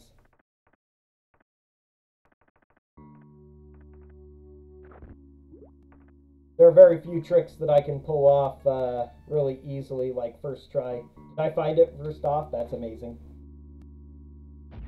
Okay, and now we get out of Norfair, or Meridia.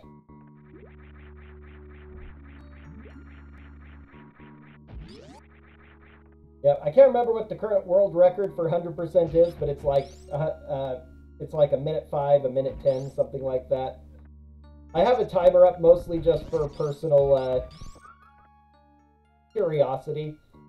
If I get, like this time right here, 2 hours, is somewhere around the 300th, 400th best time on speedrun.com for this category, even if I was to finish like right now. So yeah, this is an incredibly optimized speedrun, and the real runners of this are so incredibly good.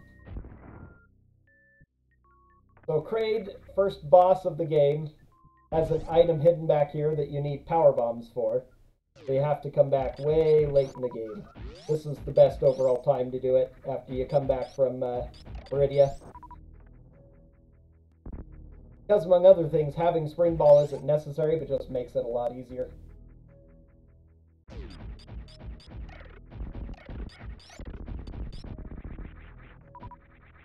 I say one of the reasons that I'm doing this is just that because I really enjoy playing this game. It's the hardest game I enjoy playing. And I did a playthrough and recorded it and put it up on YouTube a while back, but I didn't do any commentary. I did it totally silent, and a lot of people who like to watch me, including my biggest fans like my sister, they really enjoy having me commentate on stuff like this. So I decided to do a stream playthrough so I could add some commentary about my route and stuff. Yeah, most of their tricks do succeed on the first try. There are so incredibly many of them.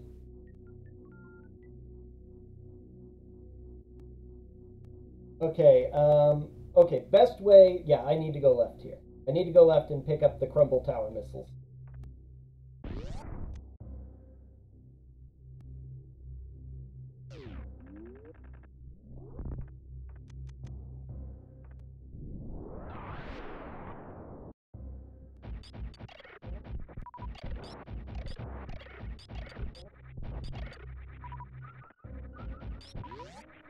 All right.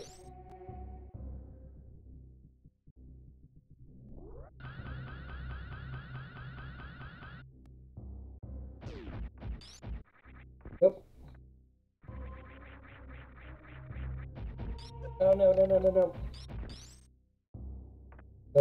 This room is terrible. Crumble Tower, they call it, because all of these platforms crumble as soon as you walk on them, and then they reform. With precise timing, you can actually jump on all of these. Having space jump makes this a little bit easier. There. What I was trying to do, the way that they do it in the speedrun really well, is by gathering up that shine spark in the previous room, you set up the shine spark, go through, fire so that you can open that hole in the wall, and then immediately shine spark across to get it.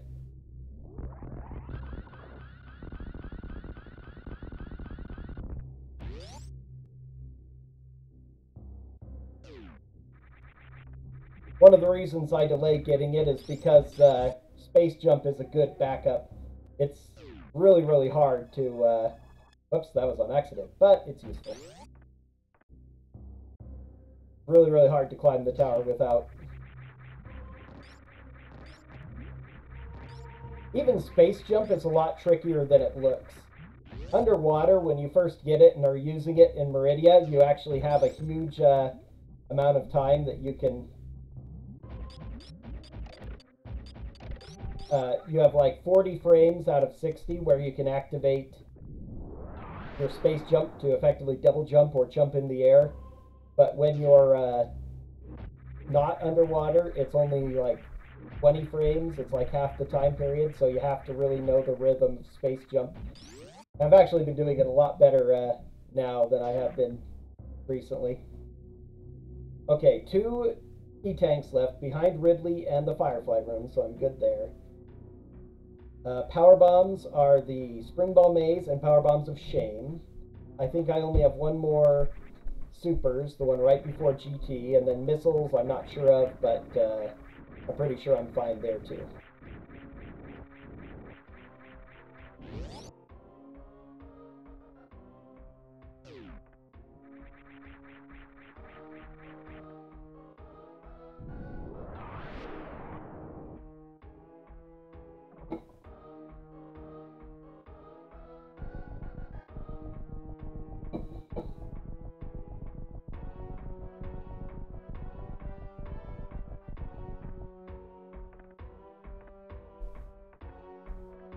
Interestingly, although it's not technically required to get to this area, the only way to activate that and reduce that,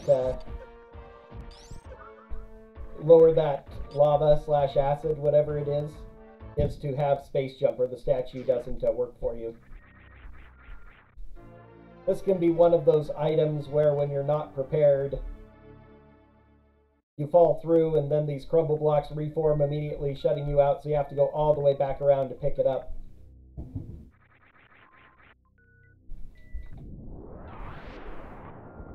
Now here's a cool speedrun trick. This boss has a magic pixel on his foot that you can sit on or stand on, and if you're there, he can't hurt you.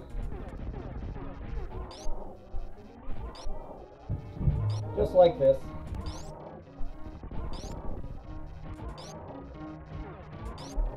Yeah.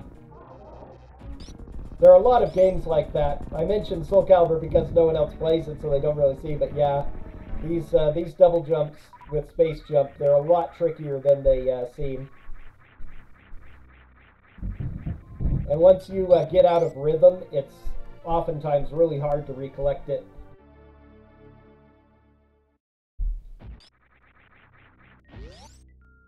So I think that was my 50th super missile. Now, Screw Attack makes the Space Jump really awesome. So most enemies in the game will just be killed by Screw Attack. Screw Attack is the highest damage output of any... Whoops, see, there I lost my Space Jump. Ah, now I'm losing it. There we go. Okay. Not the worst time I've had getting out of this room.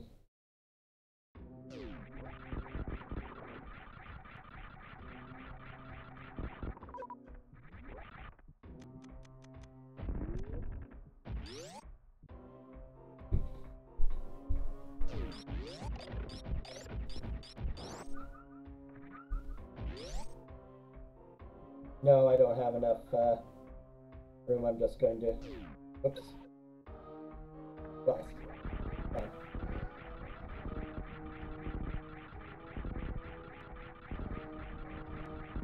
I'll take a little bit of extra lava damage. Okay. This is literally called the worst room in the game. Because if you don't have all of the items, like you do in some low percent or reverse boss order and other difficult runs, these pirates can be killed by almost nothing besides power bombs or the Screw Attack here.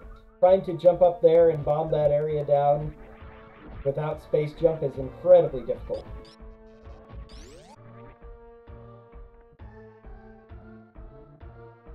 When you have everything, it actually isn't all that bad, so I've never thought of it as worst room in the game, but that is its official designation simply because this is Mickey Mouse Room and Mickey Mouse missiles.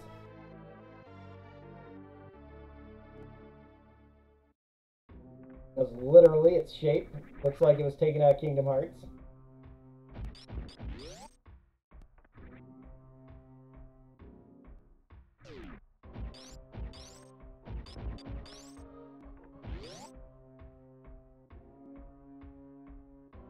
This is my least favorite room in the game because it's very large.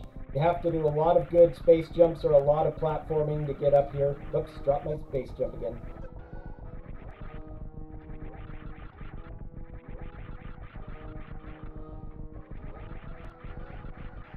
The shaking makes it a little bit trickier. There, that wasn't too bad.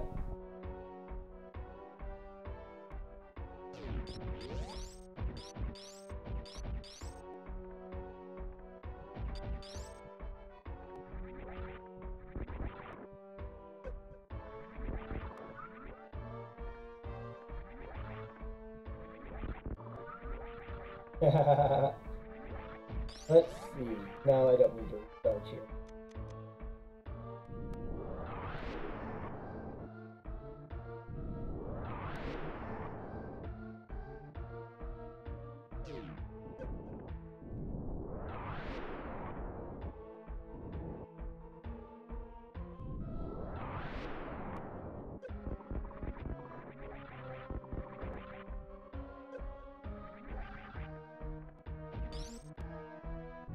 These are known as power bombs of shame. There are lots of great names for the items and locations in Super Metroid.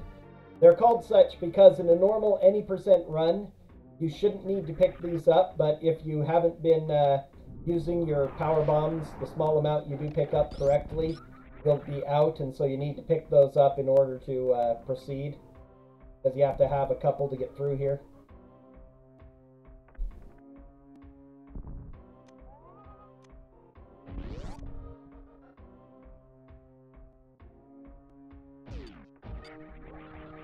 Okay. Now Moonwalk is messing me up.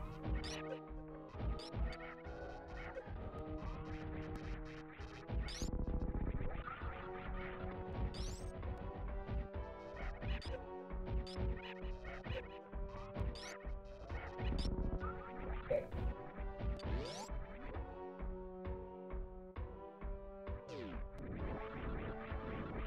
Slightly faster to run through the acid on bottom, but I prefer not to do that. Doesn't matter, I'm going to be recharging myself before taking on the final major boss, Ridley, here up ahead.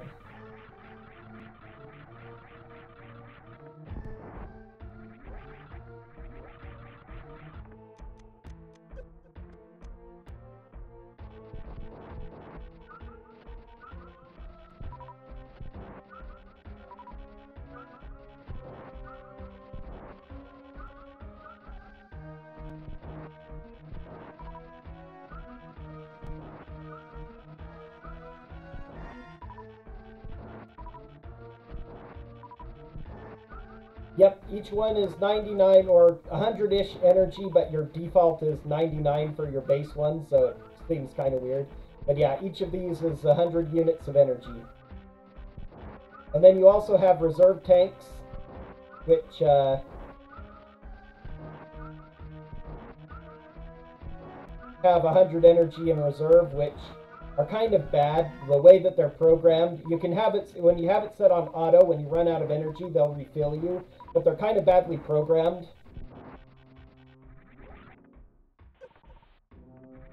So that the,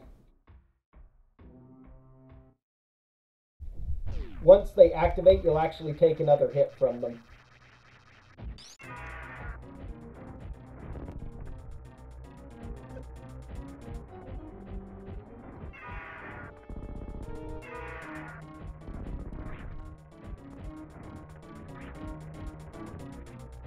Most of the bosses in the game are designed to take double damage from super missiles, which is kind of weird, so super missiles are really good effective damage on them.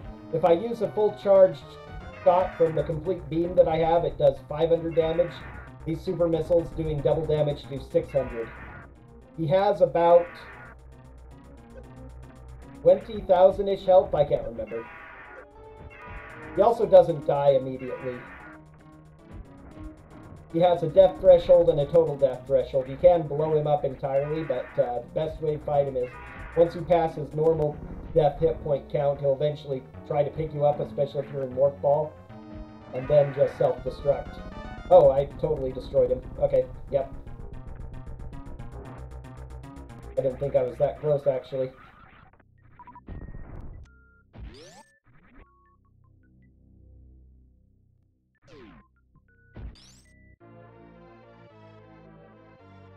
Most bosses give you a super significant item. For him, it's just the energy tank.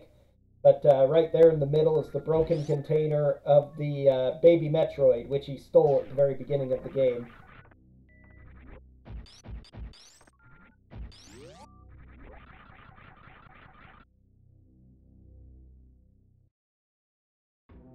Ridley is definitely the hardest boss in the game, but if you've been collecting all the items, he doesn't feel like it. Although most of the time on your first playthrough, you likely have not collected every item, so he feels a lot tougher.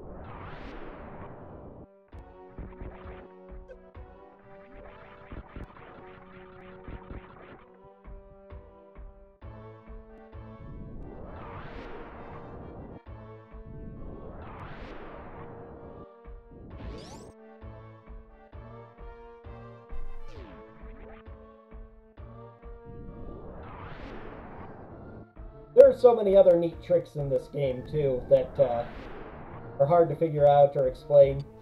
Like, one of the ones that I never use is a trick with your charge weapons. Right now I have 3 different, well, actually 4 different gun upgrades equipped. Plasma, which is your basic damage upgrade. Wave, which makes the beam pass through objects. And Ice, which freezes enemies. And then the charge beam, which allows you to do the charge attack here. But if you have only one of the supplementary beams equipped with charge, select Power Bomb and then charge up and release it. It creates a special beam attack, which does a lot of cool nifty effects all around you and some good damage. In a lot of the speedruns, they use the Wave Beams version, which is called X Factor, which is really cool and pretty high damage. I never bother with them just because you have to take time to go into the inventory to turn off your beams, but not a very, again, one of those things that's not very intuitive and never really explained in the game, but is really cool. Another cool thing, as you may have noticed, you're invincible while using Screw Attack.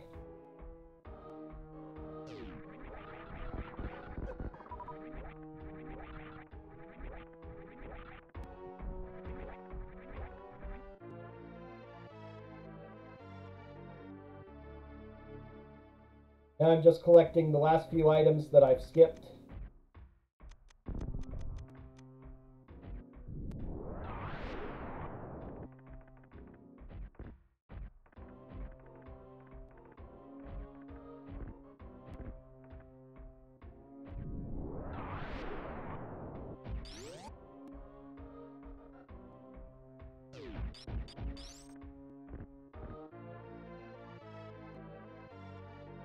That is one of the neat things with Metroid. I mean, if you're trying for a competitive time, if you want to be somewhere near the world record, there are certain tricks and stuff you have to do. But this is a very, very popular speed game for a reason. There's just so many things you can do and so many ways you can play. So I have a way that's rather comfortable for me. Not the most optimal, but it works. I like it, and it's still pretty fast. There is a slightly different ending based on how quickly you complete the game, and the way I do it does do it fast enough to get the best ending, as it were.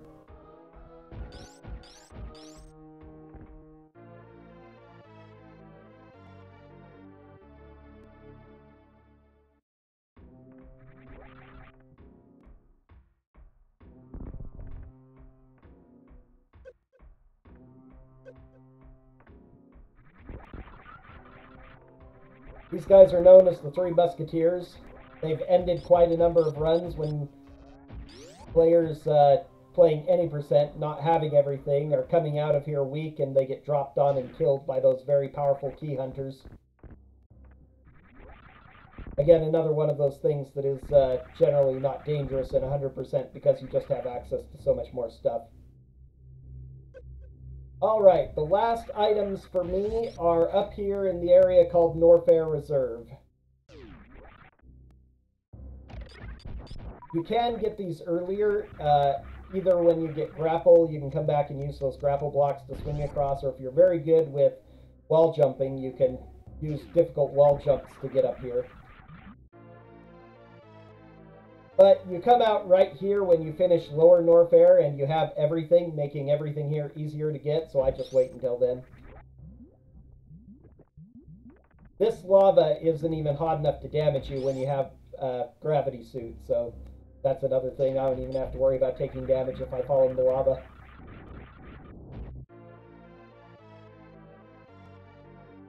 Alright, now, are my missiles full? Because if they are, I've missed a missile somewhere.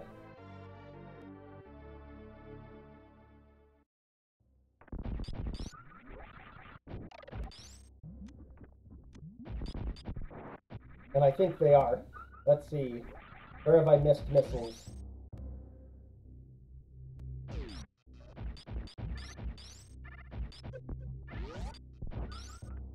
Golly, I can't think of where I've missed them now.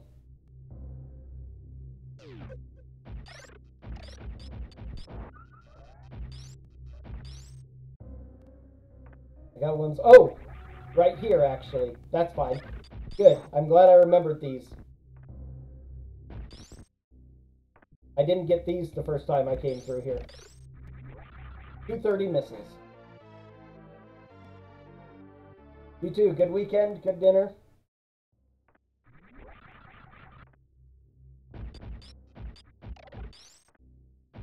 Thanks for watching and talking. I greatly appreciate it.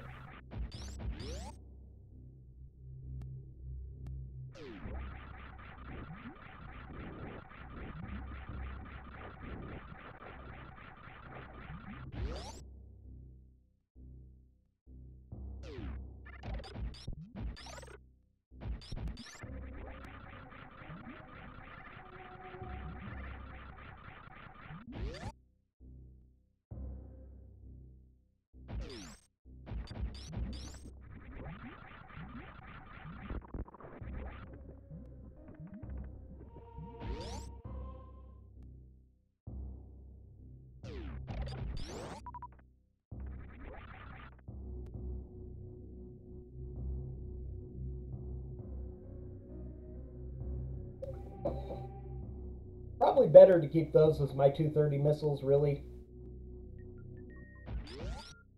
Because they are very slightly out of the way and just as easy to grab and get back here on the way out. Let's see. Oh yeah, actually, it is a little bit easier, I think, to take the Norfair route at this point.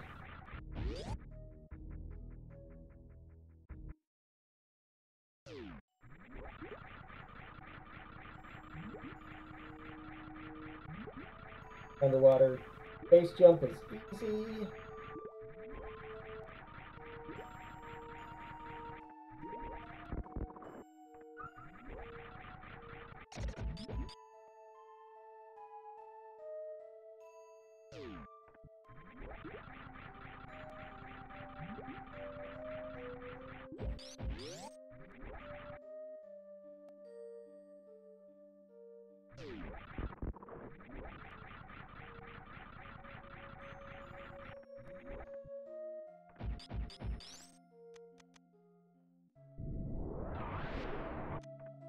Okay, where's the way through here?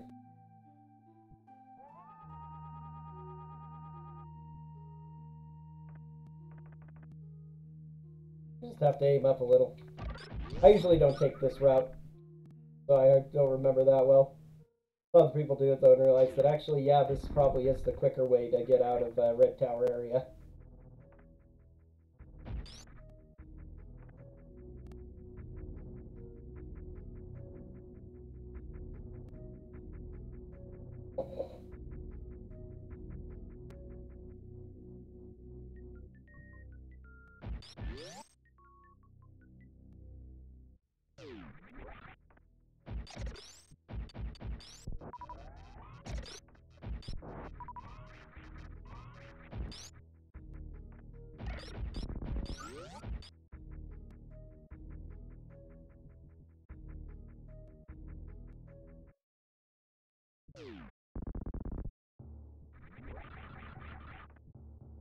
Let's charge up, make sure we've got 230, 50, 50.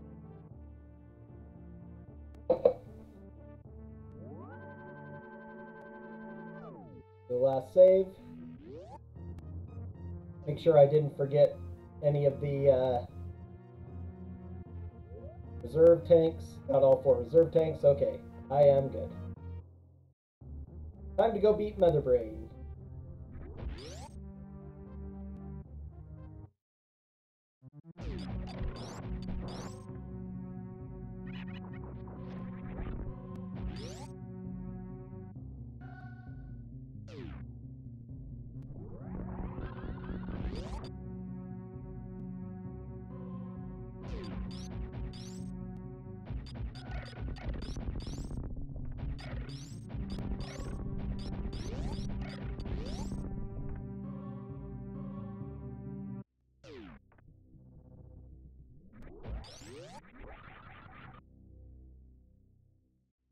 Now we watch the Golden 4 statue breakdown.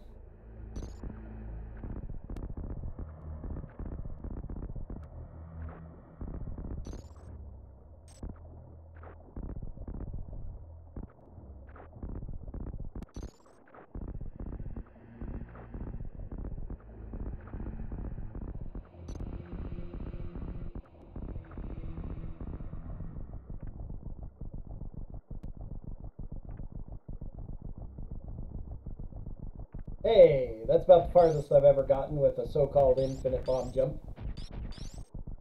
That's one of the quote-unquote basic normal logic tricks that I cannot do at all.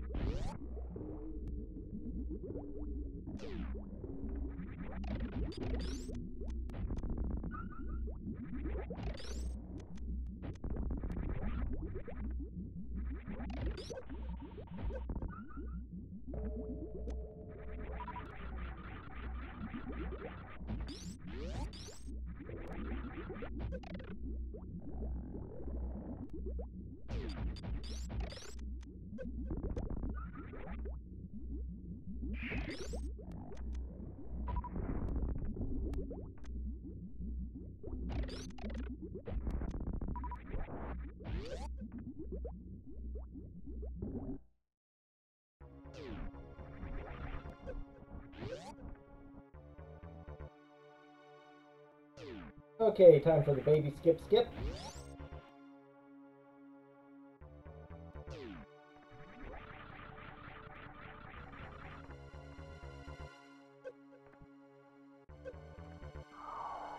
Which I should take on my armor for, but I really don't care that much.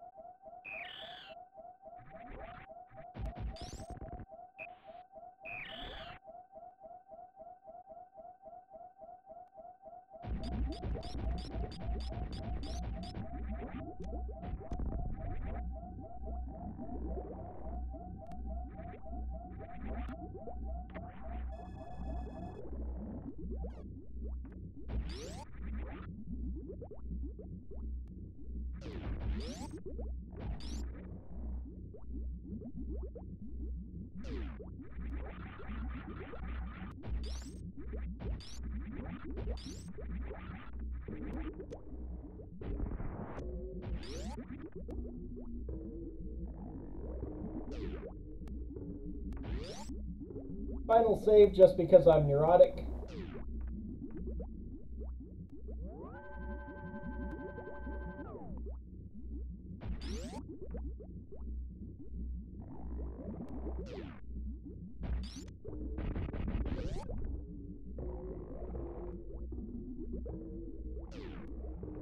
Never bothered to learn the Zepatite skip, don't really care. A lot more necessary if you're trying to like speedrun a low percentage. When you want to preserve your missiles. Definitely saves time as well, but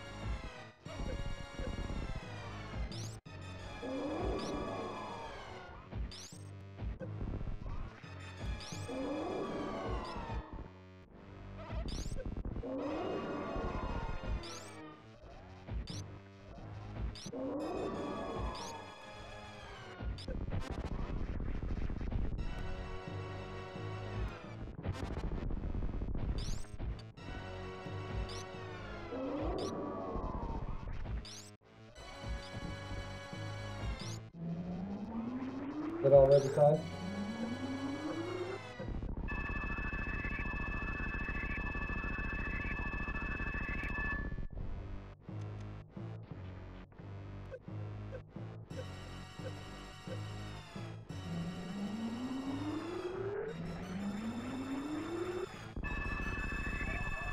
Oh darn. I didn't quite do it right. I think you have to be down to exactly 4 after the blast. Oh well, at least it's not going to kill me.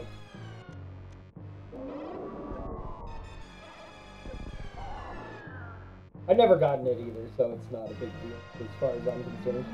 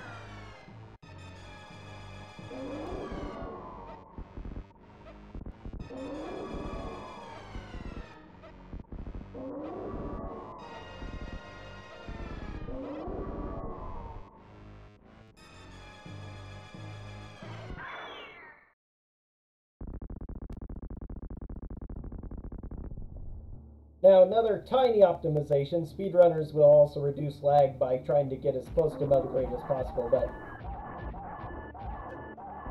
you can very efficiently just pretty much juggle her from back here. This does create a lot of lag. This minimizes the number of attacks she gets off. Not that she's ever a threat or anything, either at this point. This beam just wrecks her so hard. Okay. Now, can I get off the 2? Can I remember to do the 2?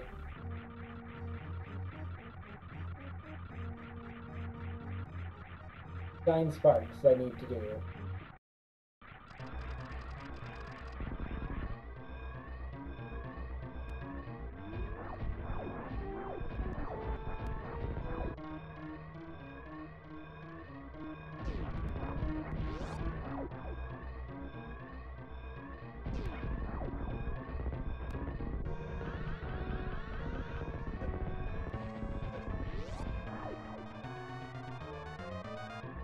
First one's easy.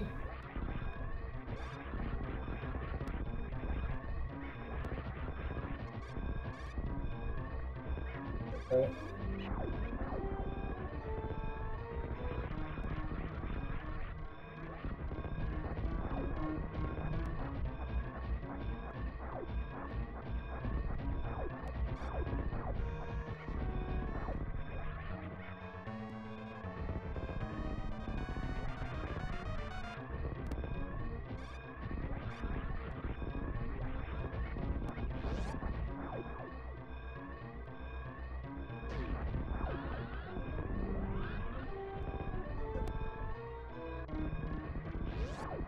Shine Spark makes it easy to escape.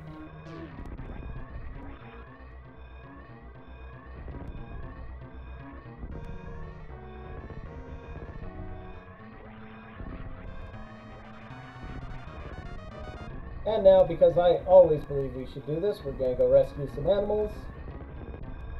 Because I have plenty of time, we're also going to watch them all leave. Which is going to put me under 245, even watching the 2-minute opening cutscene. That's not bad. Go away, little animals, go away! That last one we'll get out to. I'm not going to wait for him. Be silly. He has 2 minutes. 1.5.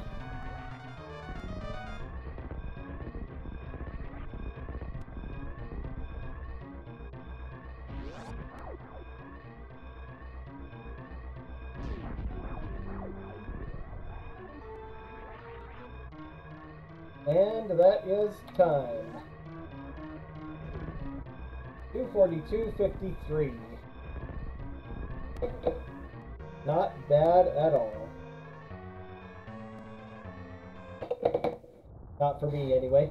I never timed my previous runs, so I don't know quite how they work out, but my in-game time was like 2:16 on my best one. This should beat that by quite a bit. I remember my one I posted to YouTube was over a 3-hour video, so pretty sure that, yeah, it was post 3-hour. So with the explosion, Samus's ship rocks away. Over on the right side of the screen, a tiny little pixel shows the animals escaping, so they can return in Metroid Fusion. Operation was completed successfully. Clear time, 2:04. Not bad. Was hoping for a sub 2, but that isn't, that's really good. That's better than my previous save game times before the Mother Brain segment.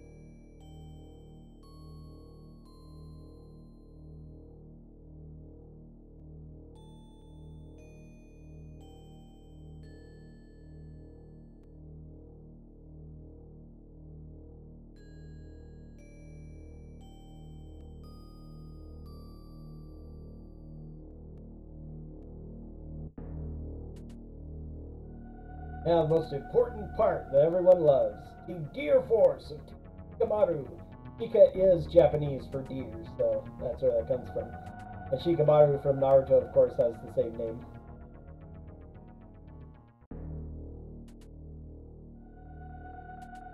We're so successful, Samus shows off her leotard, and now it'll verify that we got our 100% clear time. 100%! Of course. And that's pretty much it. Alright, so real fast, I'm going to go ahead and check speedrun.com and see what this would qualify as. This is probably somewhere close to the 500th place on the 100% completion category. Top time in 100% is 1 hour 12 right now, 53 seconds with 55 right behind it, and then 55 930 milliseconds. That's how precise and how close this time is. Go down a couple hundred, hour 30, hour 40, hour 50. 500th place is 2 hours and 14 minutes. 2 hours and 42 would put me at 517th place if I decide to submit this to speedrun.com. Which I don't know, I might do. At least it'll be on the leaderboard there in that case. That'd be fun. Anywho, that's going to be it for now. Got some things to take care of.